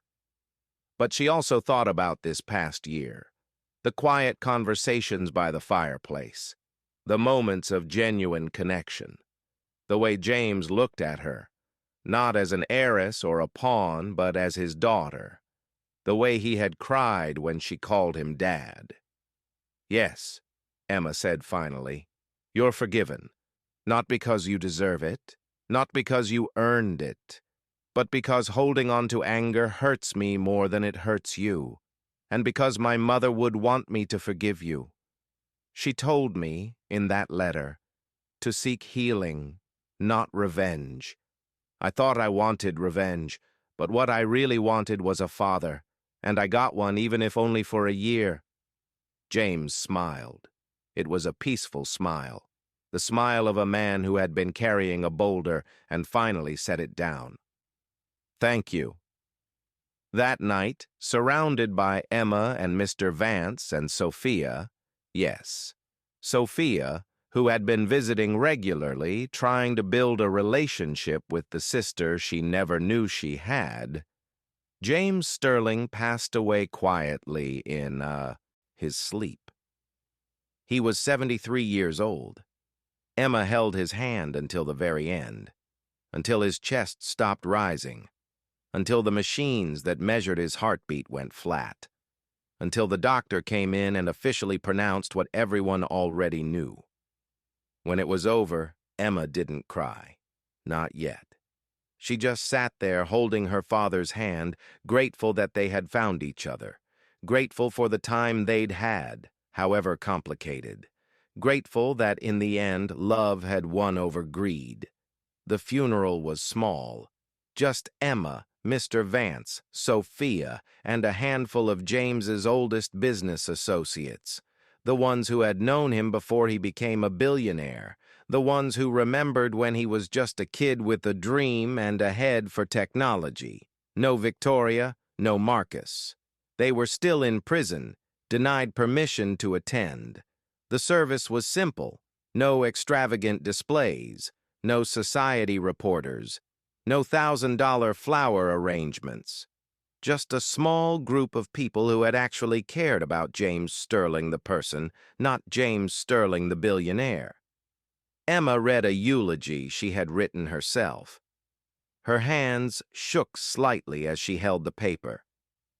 "James Sterling was complicated," she began. Her voice was clear but quiet, carrying across the small chapel. "He was brilliant and flawed, kind and cruel, generous and selfish. He hurt people, including the ones he loved most. He made terrible choices. He valued the wrong things. He learned important lessons far too late." She looked at the casket. Simple wood. No gold fixtures. No extravagant design.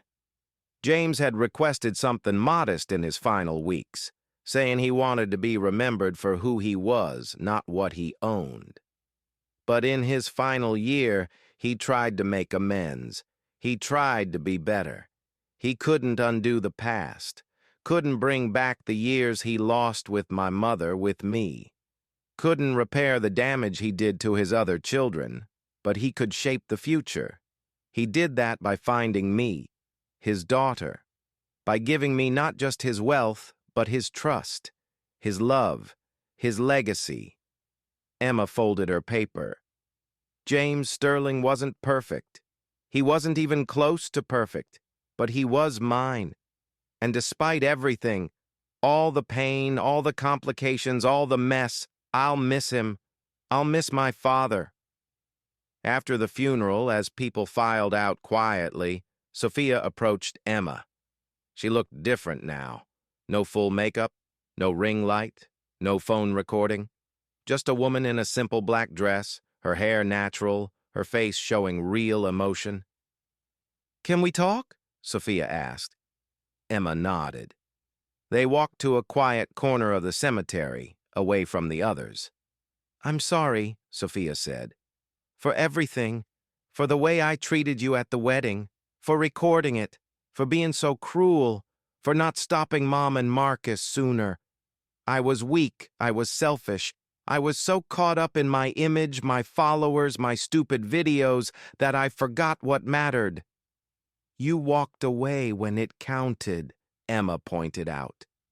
"You refused to be part of their plan. That took courage." "I should have done more," Sophia insisted. "I should have warned Dad immediately, should have gone to the police, should have stopped them before they got so far.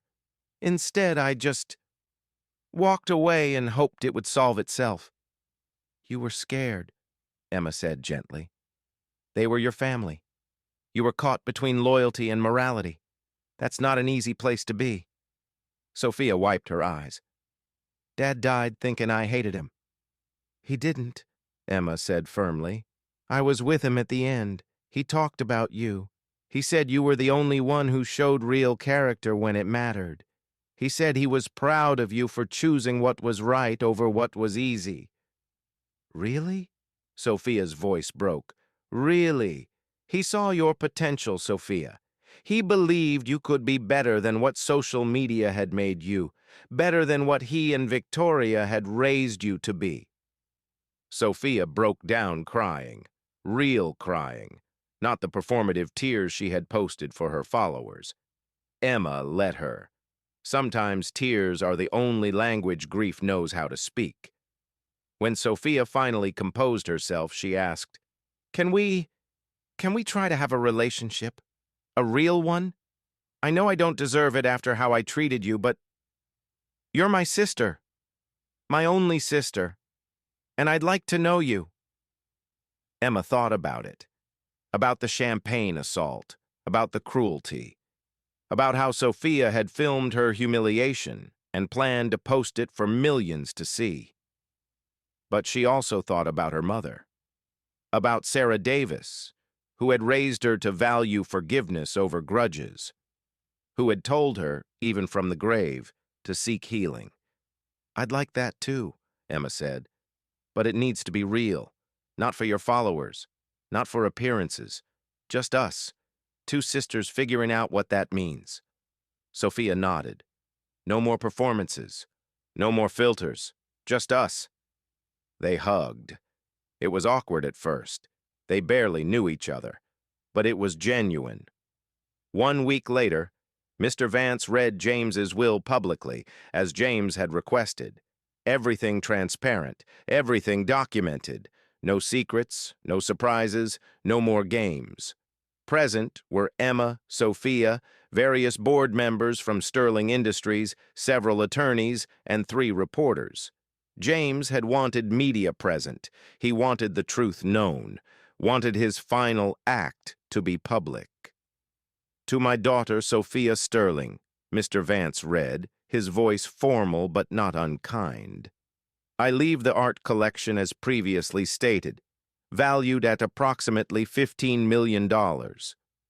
But I also leave $50 million in a trust available when she turns 35 or demonstrates sustained financial responsibility for 3 consecutive years, whichever comes first, with the hope and belief that she'll use this money to find her own path. Not as an influencer, not as a Sterling, but as herself. I believe in her potential to be more than what social media made her. I believe she can be extraordinary if she chooses to be. Sophia gasped. She hadn't expected anything beyond the art, certainly not $50 million. Tears streamed down her face. To my son Marcus Sterling, Mr. Vance continued, his voice hardening slightly, I leave $1 because he has already taken enough from this family, from this company, from society. He took my trust and burned it. He took his inheritance and squandered it. He took the company I built and drove it toward destruction. Most unforgivably, he attempted to take my life. $1 is $1 more than he deserves. No one was surprised. Marcus would hear about this in prison, would rage against it, would spend years in appeals trying to overturn it. He would fail. To my ex-wife, Victoria Sterling, Mr. Vance read, I leave $1 for similar reasons. She chose money over love 3 decades ago when she agreed to marry me for my family's connections. She chose money over decency when she attempted to hire someone to murder me. She chose money over her own children when she involved them in her schemes. $1 is perhaps generous. Victoria would also hear about this in prison, would also rage, would also appeal, would also fail. To my loyal friend and attorney, Mr. Vance, the lawyer read, a slight catch in his voice. I leave $10 million and my heartfelt gratitude for 32 years of faithful service. He has been not just my lawyer, but my conscience, my moral compass, the voice of reason when I was being unreasonable. Without him, I would have made even more terrible mistakes than I did. I hope he uses this money to retire, to travel, to finally take that sabbatical he's been postponing for 20 years. He's earned it. Mr. Vance's composure cracked. Just slightly. Just for a moment. A slight reddening around his eyes. He cleared his throat and continued. To the employees of Sterling Industries, I establish a fund of $100 million for bonuses, retirement benefits, educational scholarships, and hardship assistance. These people, from the janitors to the executives, built this company as much as I did. They deserve to share in its success. They deserve to know their labor mattered, that they mattered. Murmurs of appreciation around the room. Several board members nodded approvingly. This was the James Sterling they remembered, the one who cared about people, not just profits. And finally, Mr. Vance's voice grew quieter, more solemn. To my daughter, Emma Davis Sterling, I leave everything else. All remaining assets, properties, investments, and controlling interest in Sterling Industries. Total estimated value, $4.2 billion. The room erupted in whispers. 4.2 billion, the full estate, everything. But that's not all, Mr. Vance continued. There is a video message. James recorded it shortly before his death. He wanted you all to hear it directly from him. A screen descended from the ceiling. Lights dimmed. And then James appeared on screen. He looked healthier than in his final days.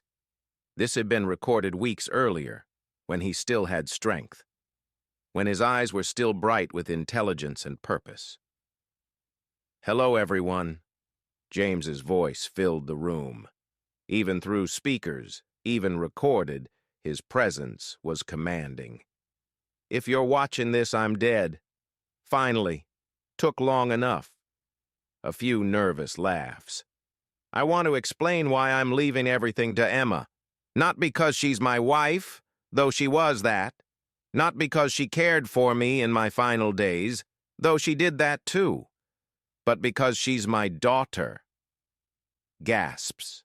Shock. Several people leaned forward, thinking they had heard wrong. 30 years ago, James continued, his image on screen looking directly at the camera, I abandoned a woman I loved. Her name was Sarah Davis. She was 23 years old. She was brilliant, kind, funny. She was everything I thought I wanted. But when she got pregnant, when she told me we were going to have a baby, I made the worst decision of my life. I chose money and status over love. I chose a business marriage arranged by my family over the woman I actually cared about. I called my unborn child a mistake. The room was completely silent now, everyone transfixed. Sarah raised Emma alone, worked double shifts at a hospital, lived in a small apartment, struggled to pay bills, did everything by herself because I was a coward, because I wasn't brave enough to stand up to my family, wasn't strong enough to choose what mattered. James paused, emotion cracking his voice. Sarah died 2 years ago. Cancer. She died without me ever apologizing, without me ever making amends. But before she died, she told Emma the truth, told her who her father was. And Emma, instead of hating me, which she would have been completely justified in doing, Emma found me.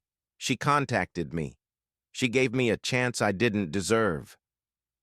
The video showed James wiping his eyes. When I learned Sarah was dead, I broke down. I cried for the first time in 20 years. I cried for the life we could have had, for the daughter I abandoned, for 30 years of mistakes. And when I met Emma, when I saw Sarah's eyes in her face, I realized that no amount of money was worth what I had lost. He leaned forward toward the camera. So here is my will, my final statement, my last act. Everything goes to Emma. She is my daughter, my heir, my legacy. She earned it not through birthright, not through manipulation, but through forgiveness, through choosing to know me despite everything I had done, through staying by my side even when my other children tried to kill me. The room erupted. People turned to each other, whispering frantically. Several reporters were typing furiously on their phones. To anyone who thinks Emma is a gold digger, James continued, his voice stronger now. To anyone who thinks she manipulated a dying old man, I say this. She is more worthy of this fortune than anyone. She earned it through compassion, through choosing love over anger, through forgiving the unforgivable. The video paused. The screen showed a new image, Emma's birth certificate. Right there, publicly displayed, undeniable proof. Father, James Sterling. Mother, Sarah Davis. She is my daughter, James said again. "And I am proud, so incredibly proud, to leave her everything I built. Not because she's entitled to it, but because she deserves it. Because she'll use it better than I ever did. Because she has Sarah's heart and hopefully some small measure of my business sense. Because she is simply a better person than I ever was." James smiled at the camera. "Emma, if you're watching this, know that finding you was the best thing I ever did. Know that you made my last year meaningful. Know that I love you. I'm proud of you. And whatever you do with this inheritance, whatever you build, whatever you create, whatever you change, I know it will be right. Because you have your mother's wisdom and your own courage, and that combination is unstoppable." The video ended. The screen went dark. The lights came back up. The room was chaos. Everyone talking at once. Reporters rushing for the exits to file their stories. Board members looking at Emma with new understanding. Lawyers already calculating the implications. Emma sat quietly through it all, tears streaming down her face. Sophia held her hand, crying too. Two sisters, once enemies, now family. The story went viral within hours. Nurse inherits $4.2 billion after marrying dying billionaire. Turns out she's his daughter, read one headline. The greatest revenge story. Father and daughter reunite after 30 years, said another. Victoria Sterling and son imprisoned for plotting murder of billionaire ex-husband, screamed a third. Millions watched clips of the video will. People debated online. Was this romantic or manipulative? Was Emma a hero or a gold digger? Was James Sterling redeemed or still a monster? But Emma didn't care what people thought. She had more important work to do. Her first act as CEO of Sterling Industries. She fired Marcus's entire management team. Every person who had participated in his corrupt schemes, who had helped hide the crypto losses, who had turned their backs while he destroyed the company. Then she rehired all 15 executives Marcus had fired. Every single one. Mr. Delaney, now 73 years old, returned to his old office. He cried when Emma called him personally. "I didn't think I'd ever see this place again," he said, his voice shaking. "You built it," Emma replied. "You deserve to be here, you and the others. You gave your lives to this company. Marcus stole that from you. I'm giving it back." Her second act, she reversed Marcus's crypto investments, pulled out of every risky scheme, returned the company to stable, ethical investments, infrastructure, green, energy, educational technology, things that mattered, things that helped people. Within 6 months, Sterling Industries' stock price recovered. Within a year, it exceeded what it had been under James's leadership.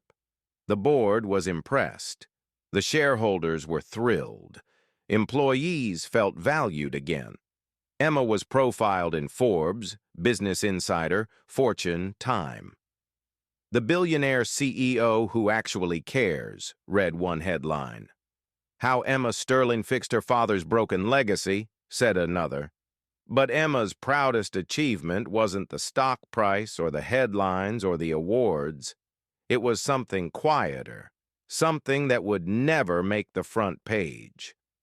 She established the Sarah Davis Foundation, a nonprofit dedicated to supporting single mothers, particularly those in the medical field. Scholarships, child care assistance, career counseling, housing support, emergency funds, everything her mother had needed but never received. At the foundation's opening ceremony, Emma stood at the podium with a photograph of her mother displayed on a massive screen behind her. Sarah Davis, young and smiling before life had hardened her, before struggle had aged her, before cancer had taken her. Sarah Davis was a nurse, Emma began, her voice carrying across the auditorium. Hundreds of single mothers who had received grants from the foundation looked up at her with gratitude and hope. She was also a single mother who raised me alone after the man she loved abandoned her. She worked double shifts at a hospital to pay for my education. She sacrificed sleep, health, comfort, everything, so I could have opportunities she never had. She never complained, never made me feel like a burden, never let me see how hard it was. Emma's voice cracked slightly. This organization exists because my mother existed, because she mattered, because every single mother working 2 jobs and raising children alone deserves support, deserves recognition, deserves more than just survival, deserves to thrive. She looked out at the audience. So many faces, so many stories, so many women fighting battles no one saw. My father, James Sterling, died believing he had failed my mother, and in many ways he did. He abandoned her. He chose money over love. He missed 30 years of my life. Those are facts. Those can't be changed or erased or forgiven away. Emma paused. But before he died, he gave me the resources to honor her memory, to create something that would help women like her, women who are strong and capable and struggling anyway because the system doesn't support them, women who deserve better. She pointed to the photo behind her. So this foundation isn't just mine, it's hers, it's his, it's all of ours. It's for every mother who's working nights so her kid can eat, for every woman who's choosing between rent and childcare, for every nurse who's taking care of everyone else's families while barely holding her own together. Emma's eyes glistened with tears. Mom, if you're watching from wherever you are, I hope I've made you proud. I hope this is what you would have wanted. I hope you know that you mattered, that your life mattered, that your struggle wasn't for nothing. Standing ovation. Hundreds of women on their feet, clapping, crying, grateful. After the ceremony, Sophia found Emma in the back room. Emma was staring at her mother's photo, tears streaming down her face.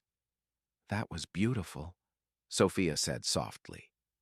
"Thank you for coming," Emma replied, wiping her eyes. "Of course, we're sisters." Sophia hesitated, then asked, "Can I ask you something?" "Sure. Do you hate me? For what I did? For how I treated you at the wedding? For recording it? For being such a bitch?" Emma turned to face her. "I don't hate you. I think you were young and spoiled and didn't understand consequences. You grew up in a toxic environment with parents who valued image over substance. That shaped you. But it doesn't define you. Not anymore." "I've been going to therapy," Sophia said. "Real therapy, not just talking to a camera and calling it self-care. Dealing with my narcissism, my social media addiction, my need for external validation. It's hard. Growth is hard," Emma agreed. "But it's worth it," Sophia nodded. "I shut down all my influencer accounts, all of them." Emma's eyebrows raised. "Really? Those had millions of followers. That was your whole career." "I know, but it wasn't me. It was a performance, a mask, a character I played for likes and engagement. And I'm tired of performing." Sophia pulled out her phone. "I started something new, much smaller, more honest. It's called Second Chances. I talk about privilege, about mistakes, about learning to be a better person, about what it's like to have a brother and mother in prison, about trying to build a relationship with the sister I treated terribly." She showed Emma the page. It had maybe 8,000 followers, nothing compared to her previous millions. But the posts were raw, honest, real, vulnerable in a way her old content never was. "I'm proud of you," Emma said. Sophia's eyes glistened. "No one's ever said that to me before, not sincerely. Dad used to say it, but it always felt conditional, like I had to perform to earn it." "Then I'll say it more often," Emma promised. "I'm proud of you, Sophia. Dad would be proud of you too. You chose to change. You chose to be better. That takes real courage." They hugged. Two sisters, once enemies, now family, building something new from the ashes of what their parents had destroyed. Meanwhile, in prison, Victoria and Marcus's lives had taken very different paths. Victoria spent her days in anger, rage that consumed her like acid. She refused to accept responsibility for her actions, refused to acknowledge that she had tried to murder her ex-husband, refused to see that her choices had led her here. She blamed Emma, blamed James, blamed the judge, blamed her lawyers, blamed the system, blamed everyone but herself. Other inmates avoided her. Even in prison, even surrounded by people who had committed terrible crimes, Victoria's bitterness and entitlement made her unbearable. She had no friends, no allies, no one who cared if she lived or died. She had visitors at first, a few old friends from her society days, but they stopped coming after a month. Visiting a convicted attempted murderer wasn't good for their social standing. Her lawyer visited once a month to discuss appeals that went nowhere. The evidence was too strong, the recordings too clear. There was no legal path to freedom. At night, Victoria would lie in her narrow bunk, metal frame, thin mattress, rough sheets that smelled of industrial detergent, and think about the mansion, the Park Avenue penthouse, the designer clothes, the champagne that cost more than most people's weekly groceries, the life she had had. And she would think about Emma, living in the mansion, running the company, spending the billions that Victoria believed should have been hers. The rage would burn so hot she couldn't breathe. She would clench her fists until her nails drew blood from her palms. She would grind her teeth until her jaw ached. She would imagine revenge scenarios that could never happen because she would be here, behind bars, for 20 more years. Marcus, however, had started to change. It wasn't immediate. For the first 6 months, he was like his mother, angry, bitter, refusing to see his own guilt. He raged at guards, got into fights with other inmates, spent time in solitary confinement for his behavior. But then something shifted. He joined a prison therapy group. At first, just to get out of his cell, to break the monotony of 23 hours alone. But slowly, the conversations started to sink in. Dr. Morrison, the prison psychologist, was a 60-year-old black woman who had seen every excuse, every justification, every deflection. She didn't let inmates bullshit her. "I tried to kill my father," Marcus said one day in group therapy, the words feeling foreign in his mouth. "I planned it with my mother. We hired someone to do it. We were going to make it look like his cancer, and I didn't feel bad about it. Not even a little. I just wanted the money." The group was silent. 7 men, all serving time for various crimes, all broken in different ways. Dr. Morrison looked at him with eyes that had seen everything. "What do you think that says about you?" "That I'm a monster," Marcus said. The word felt true. Final. "Or that you were lost," Dr. Morrison said. "There's a difference, Marcus. A monster has no capacity for change, no ability to feel remorse or grow. A lost person can find their way back, can become something better. Which do you want to be?" Marcus thought about this for a long time. That night, lying in his cell, staring at the concrete ceiling, he thought about his father, about the man James Sterling had been, the good and the bad, the brilliance and the cruelty, the love and the neglect. He thought about Emma, about how she had every reason to hate James, but chose forgiveness instead, chose to build something rather than destroy. He thought about himself, about the man he had become, the entitlement, the greed, the willingness to murder for money, and he felt, for the first time in his 37 years, genuine shame. Marcus wrote a letter that night, not to Emma, not to Sophia, to himself.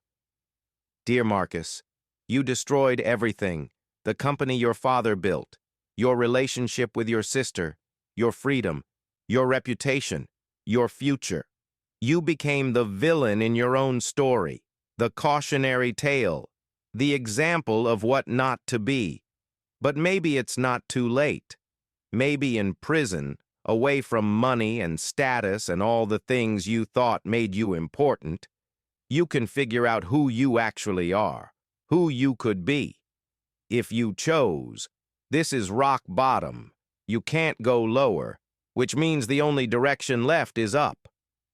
He didn't send it anywhere, just kept it under his pillow, a reminder, a promise to himself. 3 months later, he wrote another letter, this time to Emma. Dear Emma, I don't expect you to read this. I don't expect forgiveness. I don't even think I deserve to write to you. But I wanted you to know that I'm sorry. Really, truly sorry. Not sorry I got caught. Not sorry I'm in prison. But sorry for what I planned to do. What I became. What I was willing to do for money. You were right to expose us. We deserved everything we got. More than we got. I hope, wherever Dad is, if there's anything after this life, he's found peace. And I hope you're happy. You deserve happiness more than anyone. You chose forgiveness when revenge would have been easier.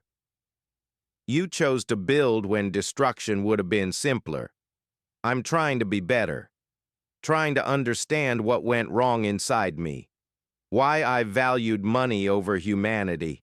Why I was willing to kill my own father. I don't know if I'll ever figure it out, but I'm trying. Sincerely, Marcus. He mailed it, expecting nothing in response. Weeks passed, then a month. He assumed she had thrown it away unread. He wouldn't blame her. But 2 months later, a letter came back. Dear Marcus, I read your letter. Thank you for writing it. I won't say I forgive you. Not yet. That'll take time. Maybe years. Maybe never. Some things are too big to forgive quickly. But I believe people can change. Dad believed that too. He died hoping you'd find your way, hoping prison would wake you up rather than harden you. Maybe you can. Maybe it's not too late. Use this time to become someone different, someone better, someone Dad would have been proud of. Not the CEO he hoped you'd be, but the man he wanted you to become. Emma. Marcus read that letter 100 times.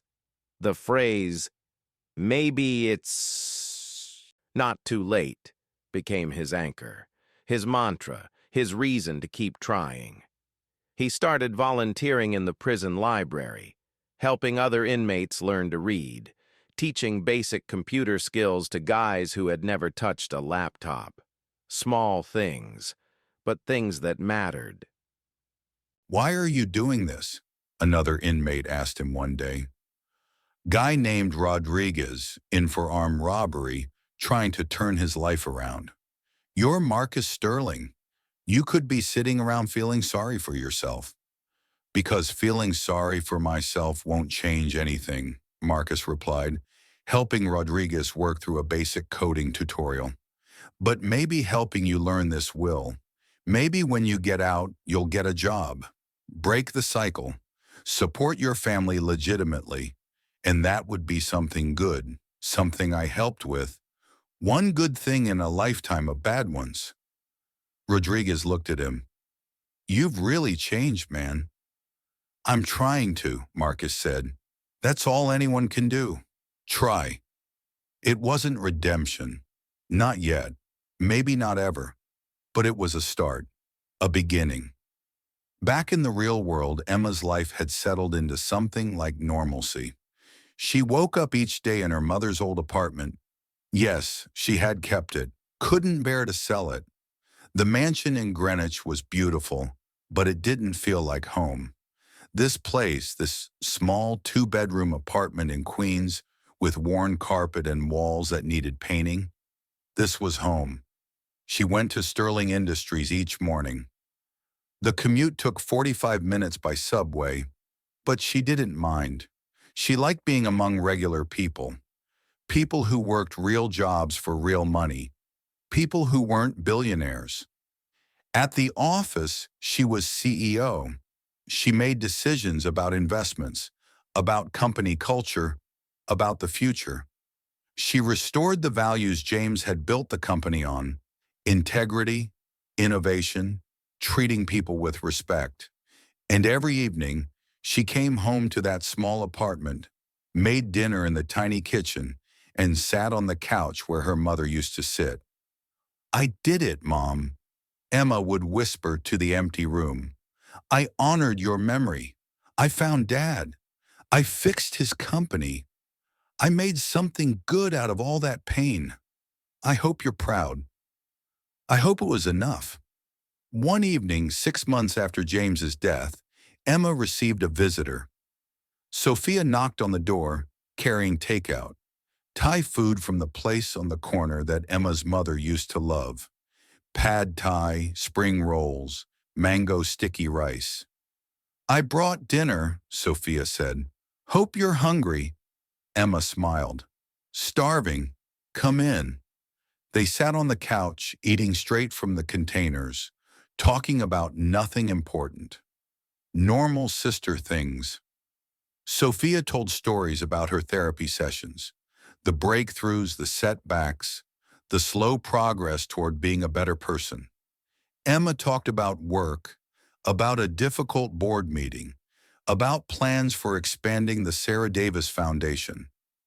Can I ask you something? Sophia said eventually, setting down her pad thai. Sure. Why do you still live here? You're a billionaire. You could live anywhere. You could buy a penthouse in Manhattan, a mansion in the Hamptons, a villa in Italy, anywhere in the world. Why do you stay in a small apartment in Queens? Emma looked around the apartment, at the worn furniture, the slightly water-stained ceiling, the linoleum kitchen floor that curled at the edges. The whole place could fit inside the Sterling Mansion's foyer. Because this is home, Emma said simply. This is where Mom and I lived, where we laughed together, where she told me bedtime stories and helped me with homework and taught me how to be a good person, where she fought cancer and lost but never stopped being strong, where she left me that letter telling me who my father was. She touched the worn couch cushion. The fabric was faded, springs poking through in places. Money can't buy that. Money can't recreate 30 years of memories. So I'm staying here. This apartment is worth more to me than any mansion. Sophia nodded slowly. That's beautiful, and it makes me realize how shallow my life has been. I spent years obsessing over luxury apartments and designer clothes and expensive things. But I never had what you had, what you and your mom had. Real love, real connection. It's not too late, Emma said. You can build that now, with real people, real relationships. It just takes time. I'm trying, Sophia said. It's harder than I thought, but I'm trying. They sat in comfortable silence for a while, eating mango sticky rice, watching the sunset through the small window. What about you? Sophia asked. Where are you living now? I sold my penthouse, Sophia said. Too many bad memories. Too much Mom and Marcus energy. Too much of who I used to be. I'm renting a studio in Brooklyn now. 800 square feet. It's tiny, but it's mine. Paid for with money I earned from my new project, not from Dad's estate. You're really starting over, Emma observed. Completely, Sophia agreed. And it's terrifying, but also exciting. I feel like I'm figuring out who I actually am, not who I thought I should be, not who Instagram wanted me to be. Dad would be proud, Emma said.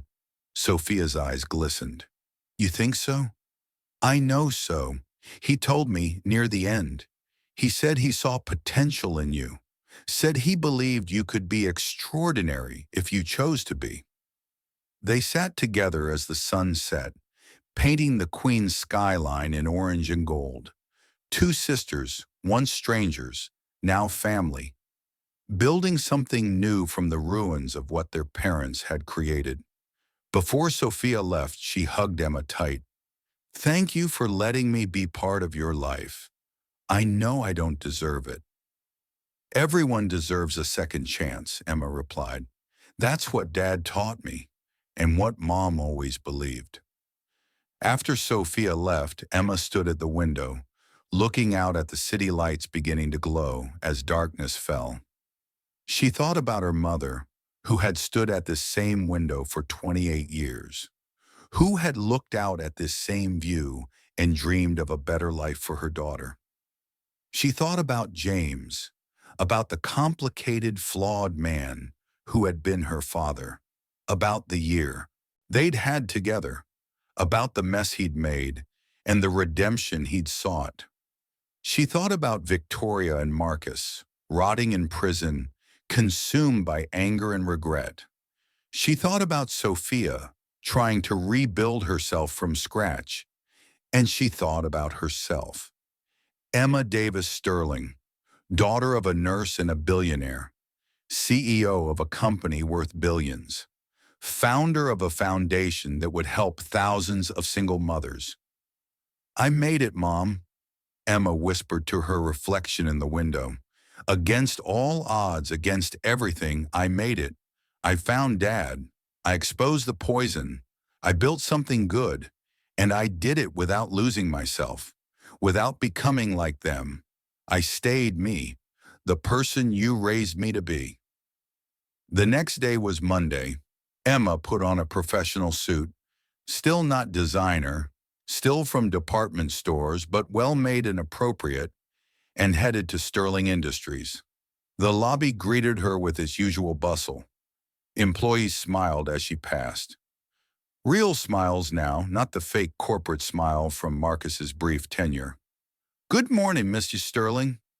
Morning, boss. Great job on the Q3 earnings. The foundation video made me cry, Mrs. Sterling. Your mom would be so proud. Emma smiled and waved, but kept moving toward the executive elevator. She had a board meeting at 9, full agenda, quarterly projections, new sustainability initiatives, plans for international expansion. When she entered the boardroom, the entire board stood, 15 faces, all looking at her with genuine respect. Not because of who her father was, not because of the billions she controlled, but because of what she had accomplished in 6 months. Good morning, Emma said, taking her seat at the head of the table. The same seat her father had occupied for 30 years. The same seat Marcus had briefly stolen. Now it was hers. Earned, not inherited. Let's talk about Q3 earnings in the new green energy division.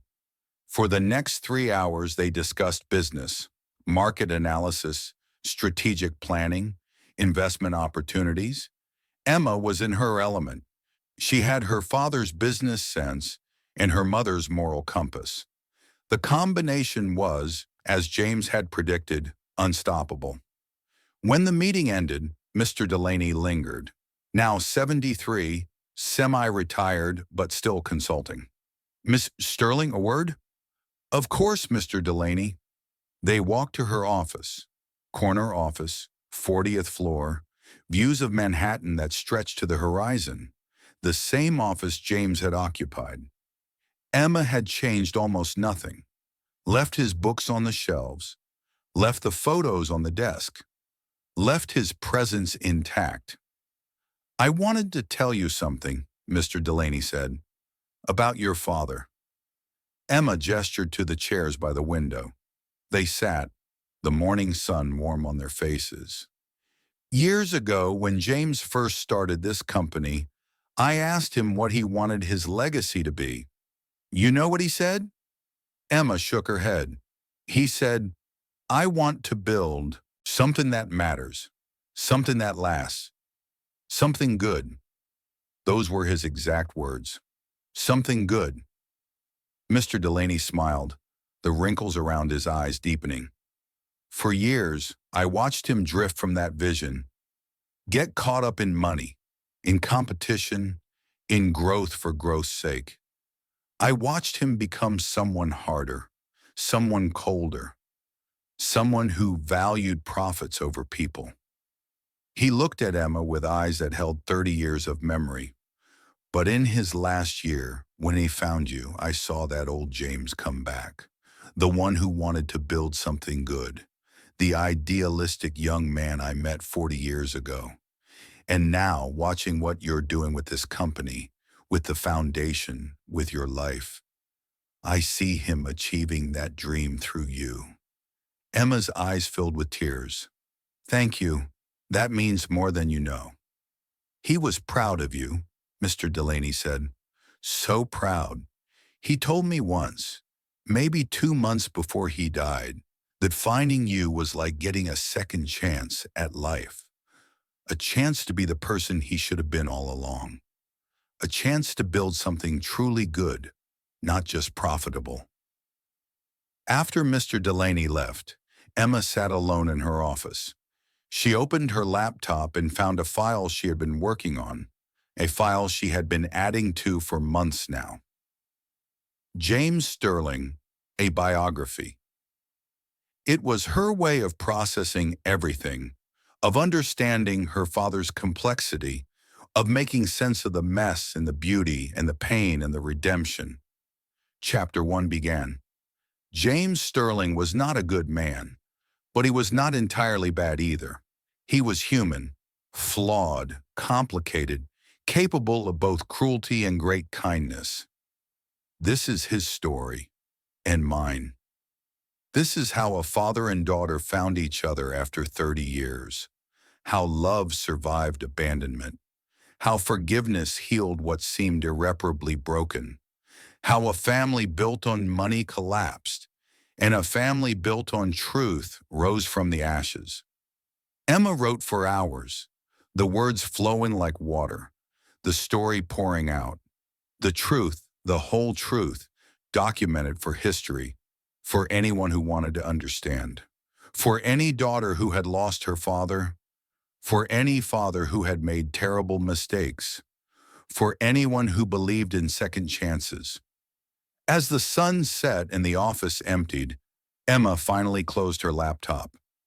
She stood at the window looking out at Manhattan, at the city her father had conquered, at the empire he had built, at the legacy she was now shaping. Her phone buzzed, a text from Sophia. Dinner tomorrow? My place? I'm cooking. Don't worry, I learned from YouTube. Emma smiled and typed back, I'll bring wine and backup pizza just in case. Another text, this one from Mr. Vance. The foundation approved 287 grants today. Your mother would be proud. Emma's smile widened. She gathered her things, laptop, files, the worn leather bag her mother had given her for nursing school, and headed for the elevator.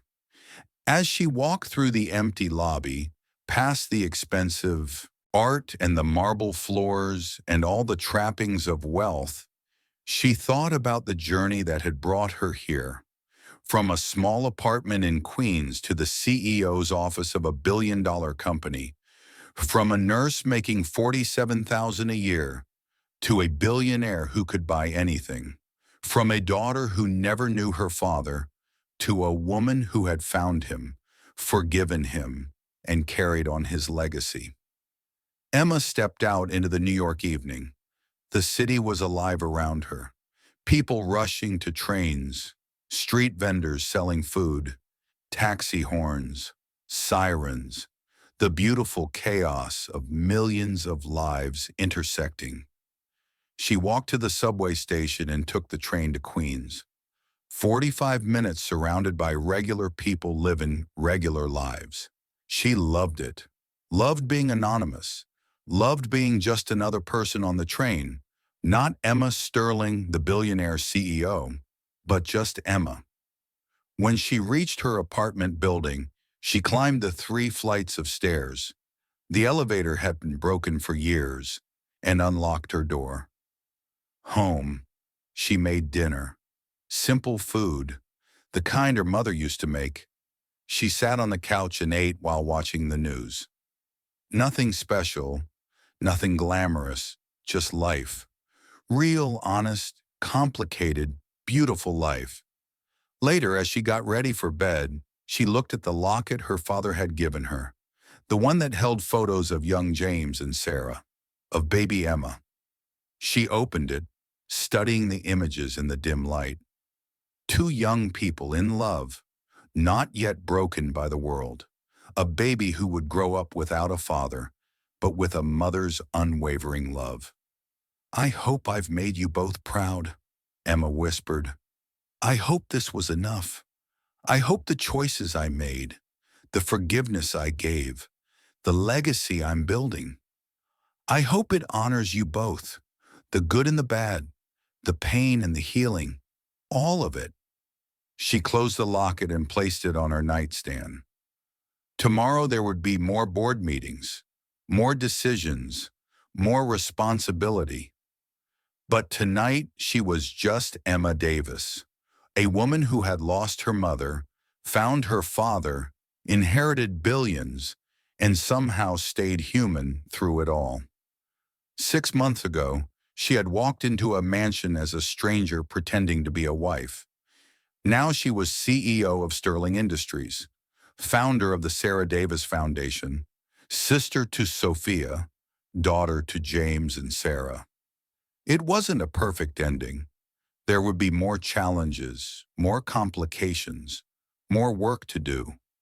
Victoria and Marcus would spend years in prison, their bitterness growing like cancer.